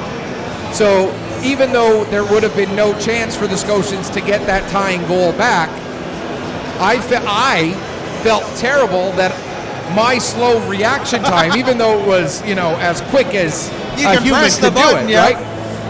It cost the Scotians a chance to get a comeback, which never would have happened anyway. But the goal was scored as that final second ticked away in Game 7 of what was a hot tie hockey game, and the Scotians' season came to an end. I want to say that was about 11 or 12 years ago now. And that's different here, right? Because, I mean, when you're in the box and there's 3 seconds left in the clock, you're just going to let it run. If it goes off and you have to reset, the ref will come and tell you what to put on the clock. But really, you know, there's no point in trying to stop it. I would leave it up to the referee to make that decision. And, I mean, that was as close as they come. The fans knew it went in. The goal judge, I believe, I don't know who's doing that right now behind the nets, but they knew it went in. But, man, oh, man, that's such a tough break. For Cole Harbour, you had a really good start to the game, at least after the Week scored their first goal. You came back. It was very even in the first period. Obviously, this one got away with them. They only managed, I think it was 4 shots in that period compared to Weeks, who's got 16. Yeah. How do you come back, Petter? How do you take the ice in the 3rd period and battle back? Start the comeback. Start tilting the ice the other way. How does that happen in a game like this? I think the first thing you do is you say, okay, we don't need to score 3. Let's not even think about trying to score 3 and coming back and tying up this game, because we still have 4 games left in this series. If we can come back all the way and actually get the victory, great. But right now, my focus is, guys, we just need to get back to playing our hockey. We cannot let the weeks dictate the tempo. We have to be the ones in charge of dictating tempo. We have to be the ones, and it starts by winning battles along the boards. I don't know how many battles in that period were won by the weeks when there were 2 guys, 3 guys, 4 guys battling for a puck along the wall, and it came out on the stick of a guy wearing a white jersey. If I'm the coach of Cole Harbour right now, the first thing I'm saying is we need to win those battles so that we've got puck possession, so that we are dictating the tempo of the period. If it turns out that that makes us come back and tie up this game and win it, great. But we need to set this tone that we are not going to let you win battles on the board for the rest of this series as long as it lasts. And I think that's a really good point. And one thing that the Weeks have done really well in that second period is they've got confidence in one another.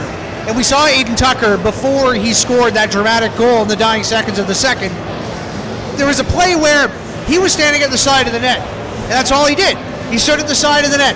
He had a couple of his teammates that were cycling the puck around, but they have enough confidence in each other that they know that their teammate is going to make the play. And they know where they need to be after their teammate makes the play, and that's exactly where they are.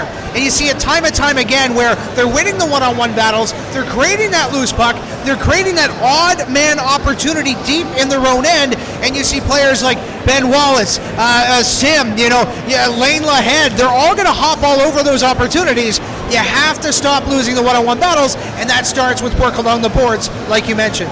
The other thing that, if I'm Cole Harbour, the other thing that I'm focusing on is we need to be better on the face-off dot as well, and it's the same sort of idea. Puck possession is a huge aspect in determining who's going to win a hockey game. If we win puck battles along the wall, and if we win more face-offs so that the puck's on our stick, not theirs, that's going to give us a better chance to win this hockey game. And on the weak side, I mean, when you're thinking about what you need to do in the third period, I don't think you change anything. I think you have confidence in the room. You joke around a bit. Maybe you play some loud music. You get a little loose. You talk about things that are outside of the game for a couple minutes, and then you get back on the ice and you get down to the nitty-gritty of things. And I always like that in the locker room, especially in a 3-goal lead. You get a little loose, right? You're not so tight. You're not so... they weren't tight in the second period. They were moving the puck as smoothly as possible. But take your mind out of it a little bit and then put it right back in. If you're sitting alone in your stall staring at your skates for 15 minutes, it's not going to do you any good.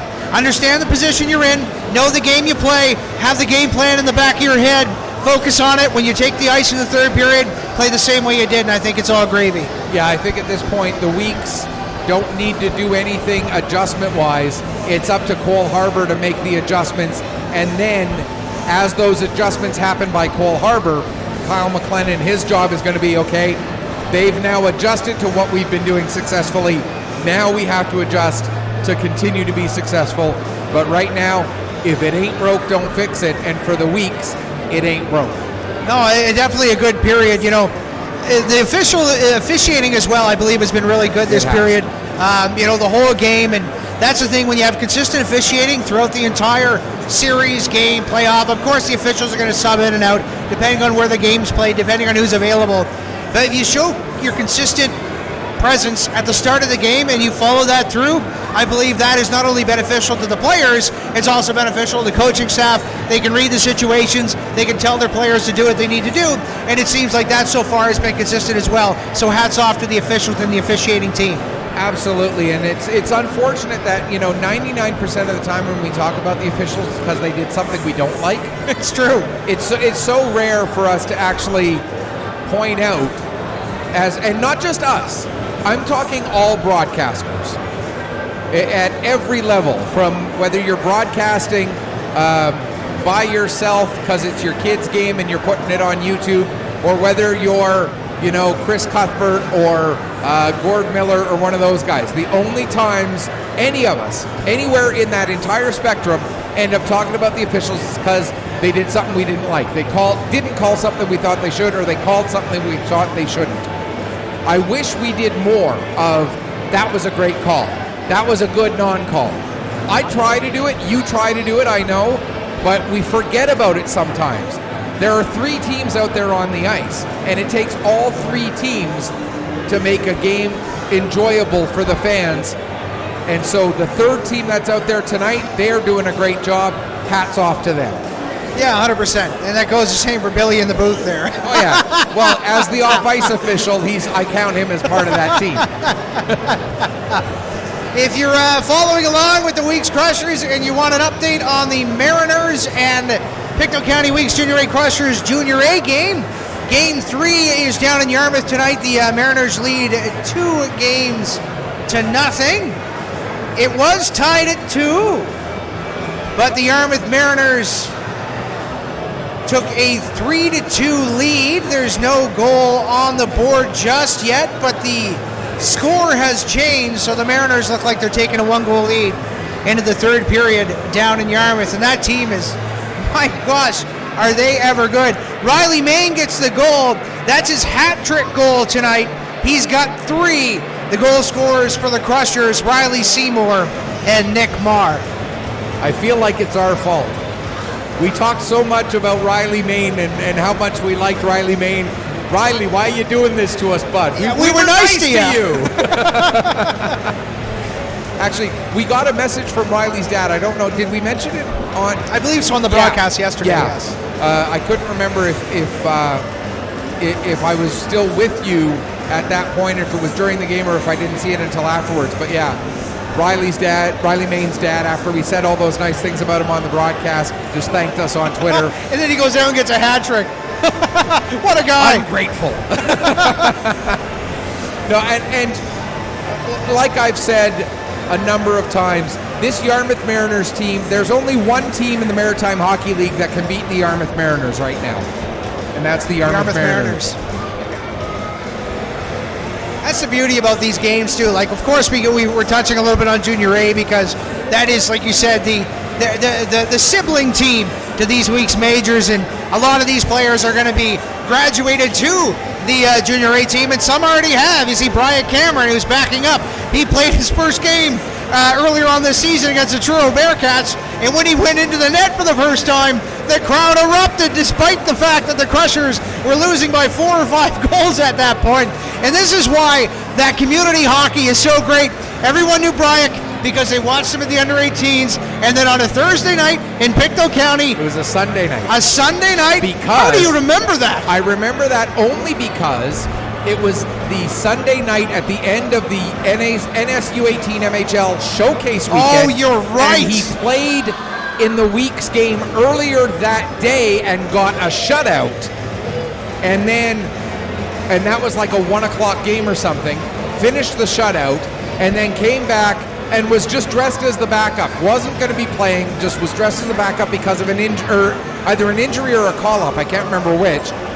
I think it was a call-up, actually. But was dressed, and then the starting goaltender had a rough first period. Bryak ended up going in the same day that he got a shutout, and then played spectacularly. He did. The Crushers didn't come back and win that game, but he played spectacularly.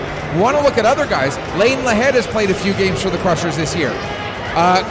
Aiden Tucker, not for the Crushers, but played for the South Shore Lumberjacks here in this building. Against the Crushers.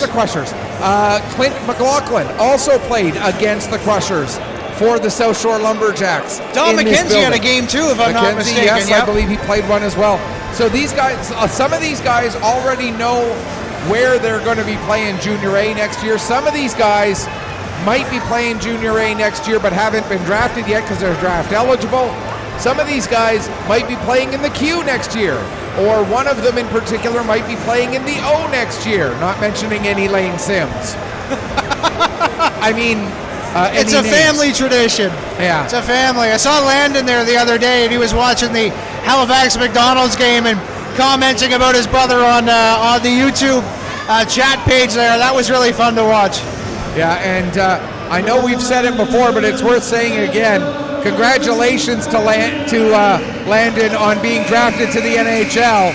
You know, I'm still waiting to get my draft pick, but just like that letter from Hogwarts, man, it never comes. No. Every September you're waiting for it. Yeah.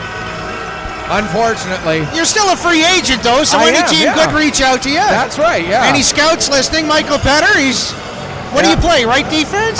No, I play microphone. Touche. Or as my mom used to say, she's not a musician, but she does play the radio.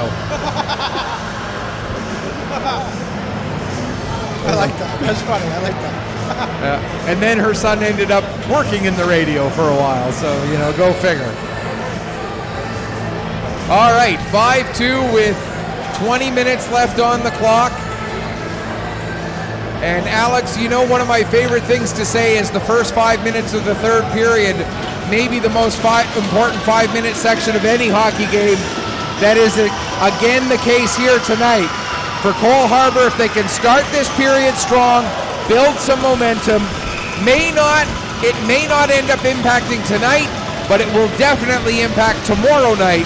So this is a big section of this series. As the Weeks win the draw to get it started, here's McKinnon with the puck.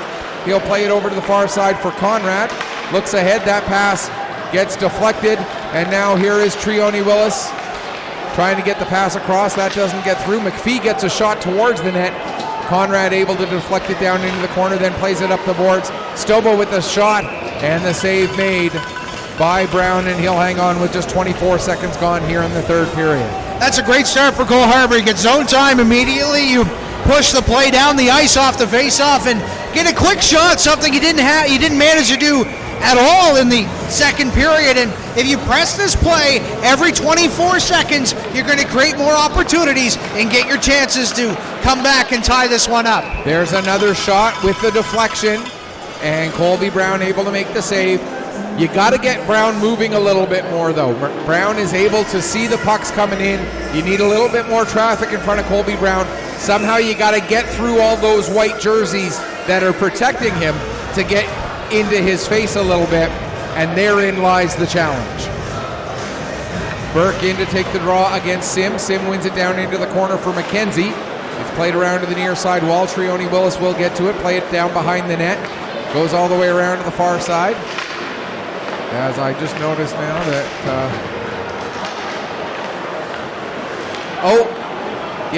we did make a mistake earlier tonight, Alex, when we were talking about Raya Stewart. Yes. She plays for Cape Breton West, not for Sydney. Oh, I said Sydney. I apologize. Yeah. Thank you for the correction. I appreciate that. I didn't catch whoever corrected that. Thank you very much. Leanne Pictou. Thank you, Leanne. Yeah. Thank you very much, Leanne. Yes. An honest mistake. We didn't mean any offense with that. And thank you for being so understanding about that. Meanwhile, Dooley plays the puck down into the corner. Stobo takes a hit there from Quinn. As the fans watching the game next to me just said that's a penalty, but both referees kept their arms down. Puck comes to the line. Roop able to get it out to Ben Wallace. Wallace coming in against Robertson, cutting to the middle of the ice. Now plays it back to Roop. Roop with a shot, and the save made there by Hurley. Puck is up to Dooley. He's got Totten coming with him, but laying out and blocking the pass with a big play there was Kingsley Austin. Now Robertson back on the puck, all the way back into his own zone. Just over 2 minutes gone. He'll get it to O'Donnell. O'Donnell gets it ahead to Totten. Totten plays it off the end boards. O'Donnell picks up there. He ends up losing control of it. Lahead in there. Now O'Donnell gets it back in the corner. Takes a bump from Lahead. The puck gets to Conrad. He'll play it around for Austin. Austin gets it up to Moser. Moser plays it to Austin. And Austin will send it down into the corner in the Cole Harbour zone. Robertson fires it around the boards. Conrad reaches it before it clears the zone. Down into the corner for Lahead.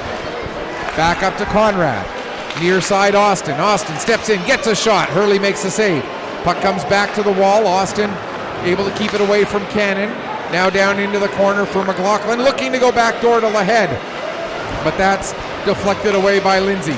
Now Lahead able to come away from the wall with it. Tried to get it to Moser. That pass just missed him. as Lindsay is without a stick. Back down to Lahead as they work the cycle. Lahead coming to the middle of the ice. Takes it all the way to the near wall. Now he'll play it back to the point for Austin. Back down to Lahead. Across for Moser, there's a shot. And Lindsay, despite not having a stick, able to get in the way of that one and make the block. Now Moser will get it back over to Austin. Back door to Lahead, and he scores!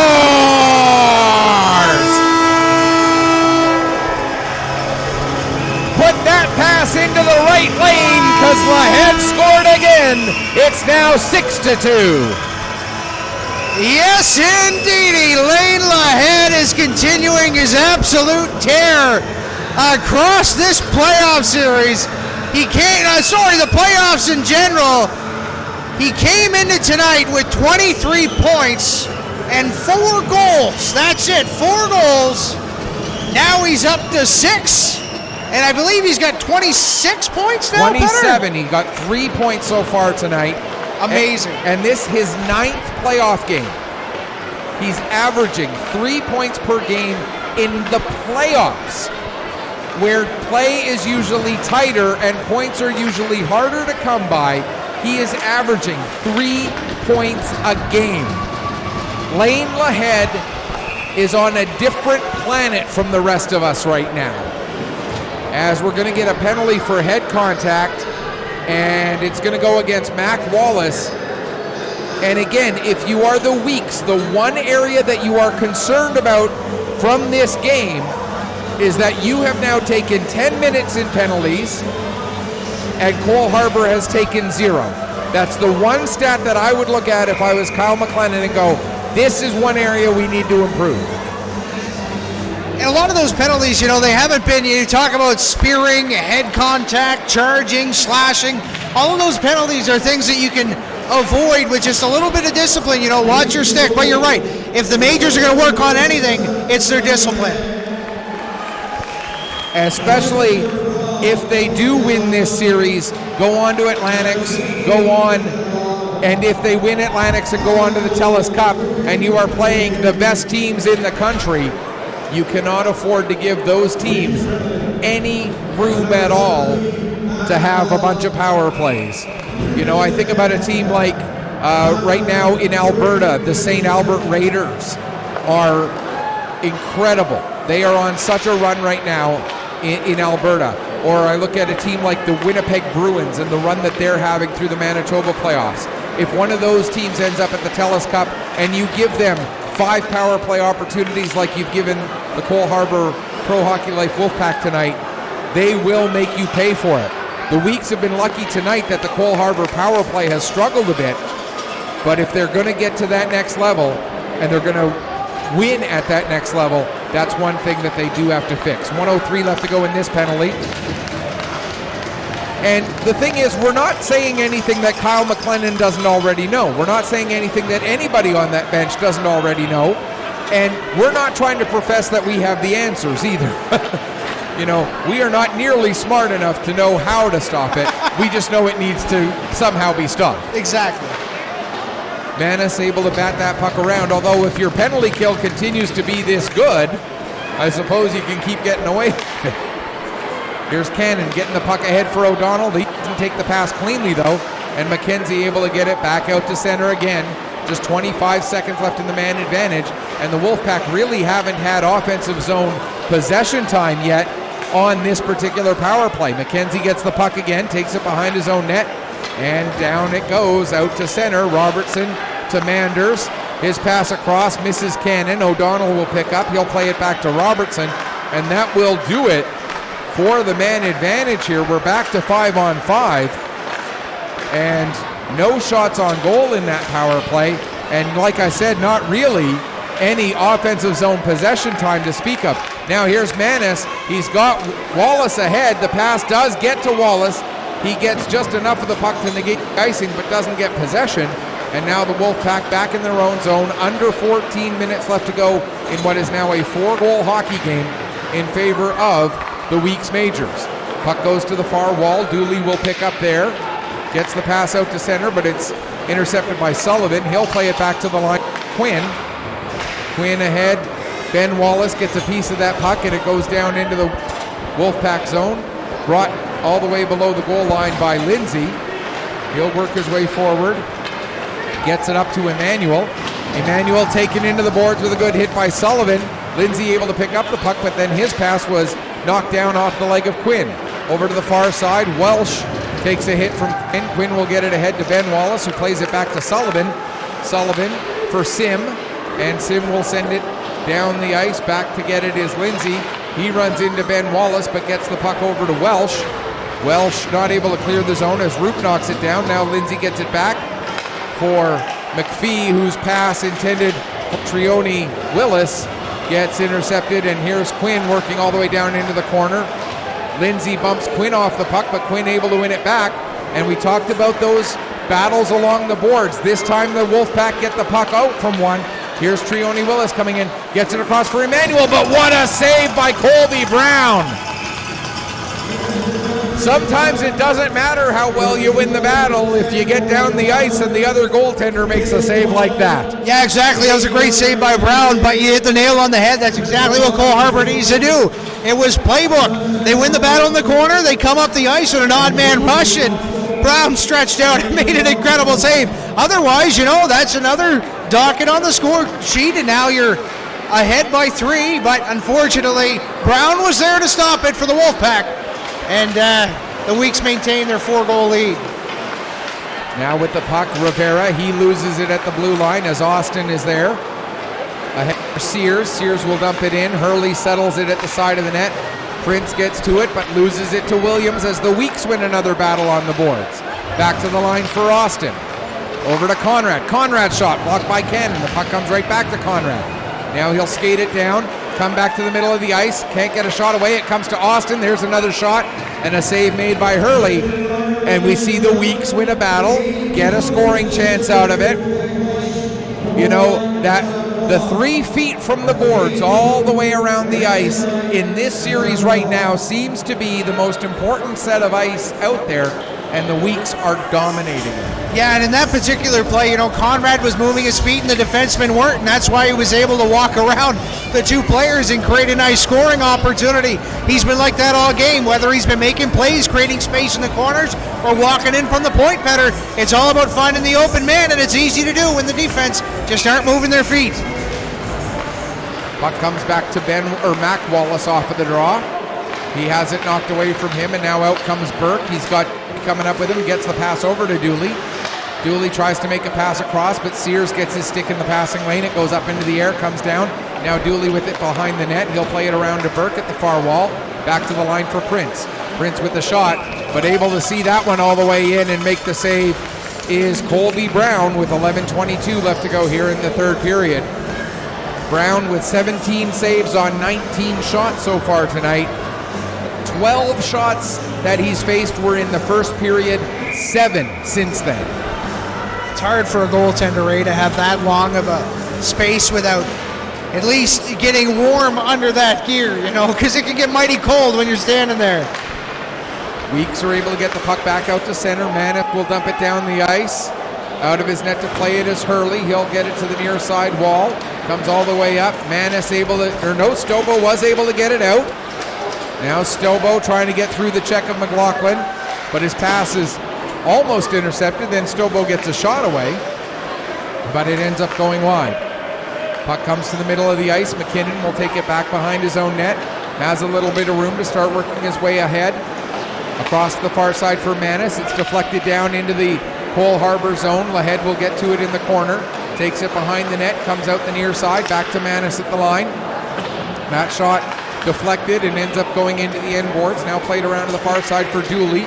He'll get it out. It's off a skate, and now Lahead coming back in. Lane Lahead takes the shot. Hurley the save, and he will hang on for a face-off with 10:23 left to go here in the third period. Lane Lahead, another good play. He just takes the puck in, knows his guys need a line change, makes an opportunity for himself. Great save by Hurley, but hey, he did what he needed to do. Line change, a new face-off player on the ice, and drop the puck again. You think about Lane Lahead, and he was one of the last cuts from the Weeks Crush. He was still with the Truro Bearcats at that point. The trade that sent him here was There's a shot by Smith. The trade was during training camp. Was one of the last cuts from the Crushers. Could have spent this year with the Crushers. Probably wouldn't have seen the kind of ice time that he's seen this year, though. And I think that while he has been so dominant, winning the league scoring title, now leading the league in playoff scoring, and doing everything that he's doing, he wouldn't have seen that kind of ice time this year in Junior A. He wouldn't have been able to have that kind of growth and development. So I think while he might have been a little bit disappointed at first, I think in the long run it will help his career overall. Whether he ends up being in Junior A next year or Major Junior next year, this year will have been a big plus for Lane Lahead. Here's Tucker with the puck now. Coming in, gets it over to Smith. Smith fans on his one-timer attempt though, and the puck just rolls off the heel of his stick. Now McKenzie with a shot, and the save made by Hurley, and he'll hang on for a face-off. 9:30 left to go here in the third period of the first game of this best of 5 2023 Nova Scotia Under-18 Major Hockey League Final. In a best of 5, how important is game 1? Oh, it's so important. It really is. For confidence, it doesn't mean everything. It's not the be-all, end-all. So Cole Harbour, if this game stays the score that it is now, you still are in the series. It's not over by a long shot. But, those 2 games are easier to win than 3 more. And that's what it's all about, game by game, minute by minute. And the advantage that you have, you need to keep as long as possible. Here's Wallace coming in. Roop gets the puck down to Sim. Sim will take it to the corner. Roop heading towards the net. Sim trying to stick handle in the phone box. He ends up getting it to Wallace. Showing a little bit of my British ancestry there, calling it a phone box instead of phone booth. It's the TARDIS. It's much bigger on the inside. Sorry. Nerd alert, nerd alert. There we go. You watch Doctor Who. I love Doctor Who. Here's Quinn with the puck. He'll get it ahead. Intercepted by Robertson, excuse me. Robertson comes in, gets the shot away. Another delayed penalty coming up. And slashing is the indication. And it's going to go against the Crushers again. This time it's Lane Sim going off. So a good opportunity, to test the power play, find those open spots, cycle the puck around, get your first unit on the ice, see who works well together. Because you're right, Petter, this power play that was decent in the regular season, decent in the playoffs, hasn't found their footing yet, and they've had quite a few opportunities. Go back to basics, find the open players, and see what you can do here. And hopefully, for Cole Harbour's sake, they can put another goal on the board. Stobo will take this draw against Lahead. Lahead able to win it to the corner. Austin there. He's got 2 Wolfpack players around him. The puck does come out front for Stobo, but a big play by Moser to tie up Stobo's stick a bit. Manders now with a shot. That's blocked. Another chance for Stobo, and what a save by Brown as he dives across and gets his glove on it. If this were baseball, it would have gone off the glove and into left field, but it's hockey, and it did enough to come off the glove and go past the net. What a save there by Colby Brown. Yeah, you don't get a triple off those plays, Petter. No way. 1:35 left to go in the penalty. And coming back to what we were talking about a moment ago about how important game 1 is, as important as game 1 is, I've always felt that game 2 in a 5-game series is the most important game. I don't have stats to back this up, but I feel like whoever wins game 2 of a series either ends up coming back to tie it at 1, which gives them momentum into the last 3, or takes a 2-0 lead and has a stranglehold on it. And to me, either one of those scenarios, if you've won game 2 to tie up a series or to go up 2-0, either way, you are in control of that series at that point. I think that's even more beneficial too if you're the road team, in the home barn. Like if Cole Harbour comes out tomorrow for game 2, puck drop 7 o'clock right here on AO TV, and they pick up a W in that game, even though they dropped this one, I would say you're right, the momentum would carry to Cole Harbour for Saturday's game 3. The penalty kill of the weeks continues to be stellar here tonight with 40 seconds left in this, their 6th shorthanded situation. The Wolfpack are 1 for 5 as they did score one of their 2 goals tonight on that double minor taken in the first period by McLaughlin. But since then, it has been all Weeks in these power play situations for the Wolfpack. Weeks haven't had a chance to show their power play yet tonight, as the Wolfpack have not taken any penalties. Although they might take one right here. Yes, they do, as Tucker's stick is knocked out of his hands by Lindsay, and that is the textbook definition of interference.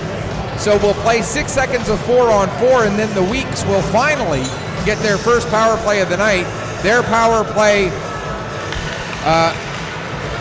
27.5%. That's incredible. Those are video game numbers. The penalty kill of Cole Harbour, very good, second best in the league at 83.6, and it will need to be against this power play of the Weeks that has been so dominant. 27.5%. That is unheard of at any level of hockey. As we are now into that Weeks power play, as the penalty to Sim is over. There's a chance. Hurley able to stick the glove out. Now the puck just gets beyond Conrad and down into the weak zone. They'll start to work their way back up the ice. Conrad will give it to Sim. Sim to McLaughlin. McLaughlin able to rifle it around the boards. Goes to Ben Wallace. He'll take it down into the corner. Behind the net. Back to Sim. Sim works it back up the wall. Gives to Conrad. Back to Sim again. Out for Roop. There's a shot just wide. Puck is still loose. And before Wallace could get a stick on it, Rivera with a huge play to knock that puck away and then get it down the length of the ice. 52 seconds left in the power play for the Weeks. Conrad behind his own net starts to come out. O'Donnell comes in and nearly creates a turnover. Now it does get turned over as Emmanuel gets the puck, but he ends up trying to put it back in deep, and Conrad gets there and plays it forward to Lahead, who comes in to the Wolfpack zone, gives to Tucker, who drops it back to Lahead. Now to McKenzie, back to Lahead again. Lane Lahead stepping in, fires a shot. Looking top corner, far side, but puts it just a little bit too high, and it's back down into the weak zone. 20 seconds left to go in the power play. McKenzie for Lahead. He'll get it up to Tucker. Tucker down, cutting to the net, tries to go far side with it. That's off of Hurley's pad, but Smith gets it back to the line. McKenzie over to Lahead. Lahead far side, there's a shot, they score! Cade Moser with the power play goal, and it's now 7-2. Just incredible. Lane Lahead with the assist. You talk about 3 points per game this playoff? How about 5 in game 1? What a night for Lane Lahead. He has been absolutely spectacular tonight. Cade Moser gets the goal. His 11th of the playoffs. Cade Moser with 11 goals now. What a playoff series for this entire Weeks team. Here's Manis with the puck. He'll dump it in. And Prince has it right now. It's now 7-2 with 15 and counting left to go in this third period. And we'll get the announcement of the goal here. Moser's goal being announced. Smith with an assist as well. They give the assists as Smith and McKenzie. We'll leave it at that for now. But if I were to say to you, okay, Alex, Weeks are going to win game 1 7-2, but there's a certain player who wears number 19 who won't even get a point. You know what? It was quite amazing because when I was watching the last game there with the Majors against the Max, the last series, the Max shut down Lane Sim for the majority of the game. They didn't let him get any open shots until double overtime when he ended up scoring the winner.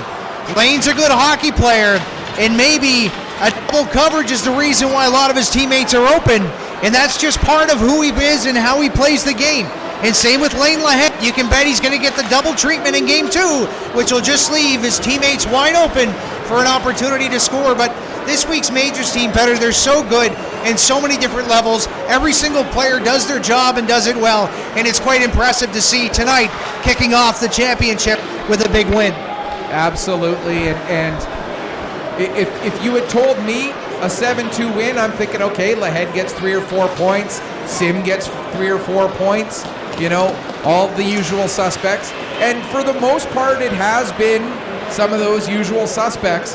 But the fact that Sim has been kept off the board, and this is not a knock on Sim, this is a compliment to Cole Harbour on how well they've been able to shut him down, and a compliment to the Weeks that they are so deep that even with Sim shut down, it doesn't matter. The Weeks can still put up a touchdown and have Sim kept off the board, and Logan Roop kept off the board, and Owen Conrad with only 1 assist so far tonight.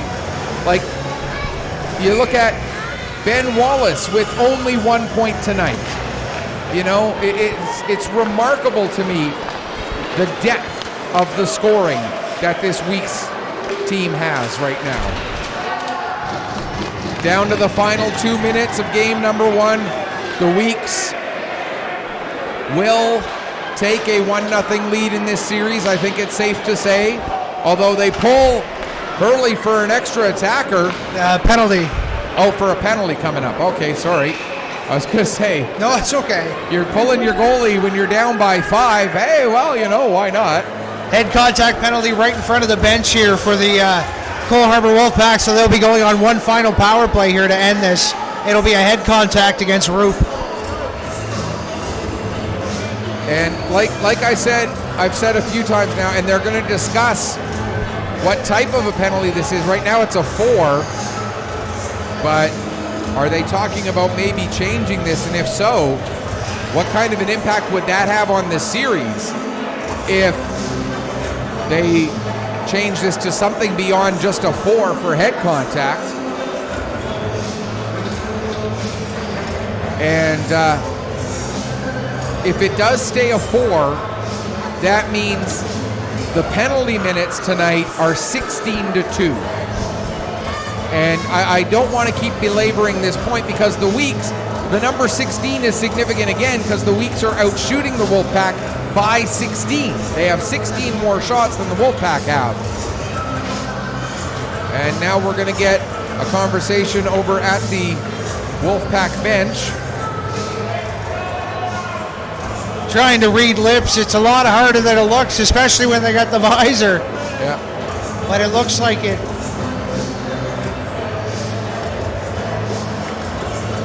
And is Goran Stobo being asked to leave? Goran Stobo has just been told to leave the bench.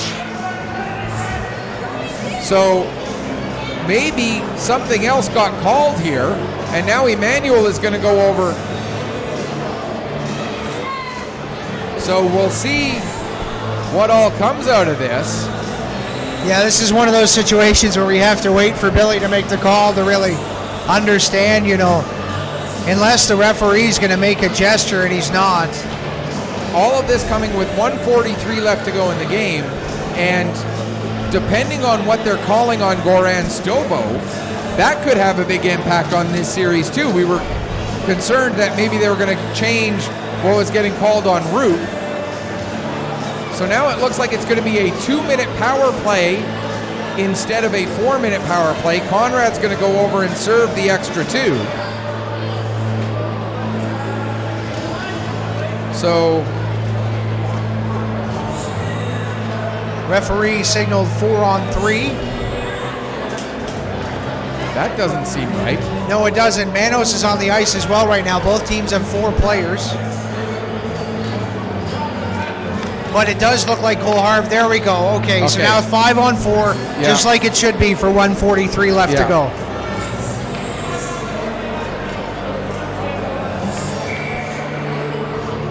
So while we've got a moment here, we'll once again remind you, tomorrow's game at 7 o'clock will also be available right here on the same website, AO Live. That game will have its own link. I've let Chava Demokos, the guy who runs the back end of that website, know that he had the wrong team name on for tonight's game. Hopefully he's gotten that fixed for tomorrow night's link. And I mean, to be fair to Chava, he does so much work working with me, setting up all the back end stuff for the website on AO Live. To have him mistype or put one team's name wrong in there through the course of a whole season, Chaba, you're an awesome dude, bud, and you do great work. We're down to the final minute here, and we're still waiting to get some idea on what all those penalties were that came with 1:43 left. Here we go.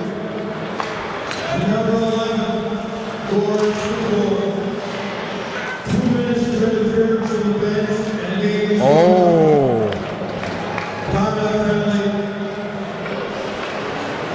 2 minutes for interference from the bench and a game misconduct. That I believe does carry supplementary discipline with it. I believe. Do not quote me on that.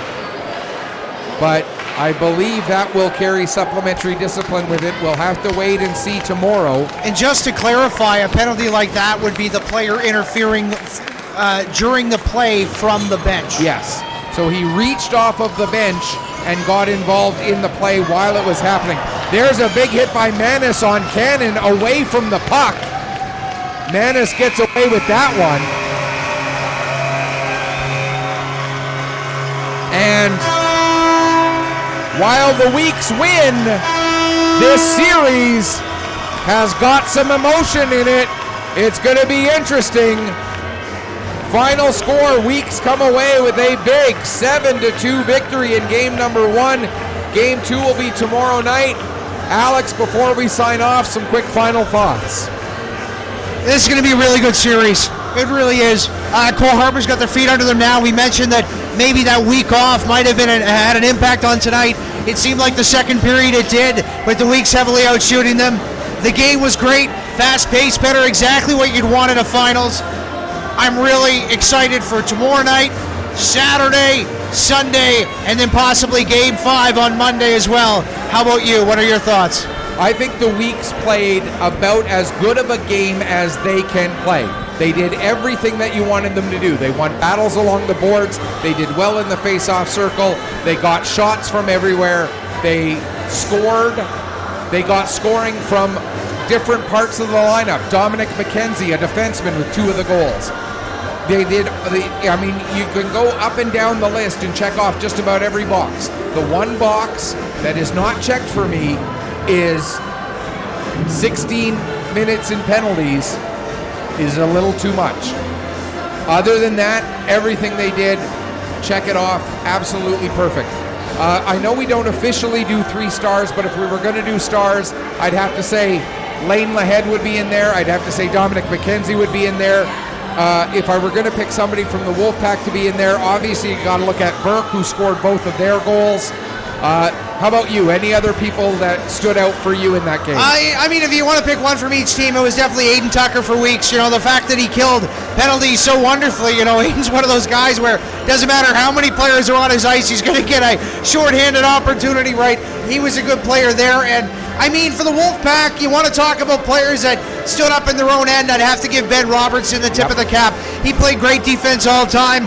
It's hard when you let in 7 goals in any game to say your defense played well, but Ben was one of those players who kept his feet moving, really physical in the corners, and I think that he had a very underrated game for the Cole Harbour Wolfpack. I wouldn't disagree with that.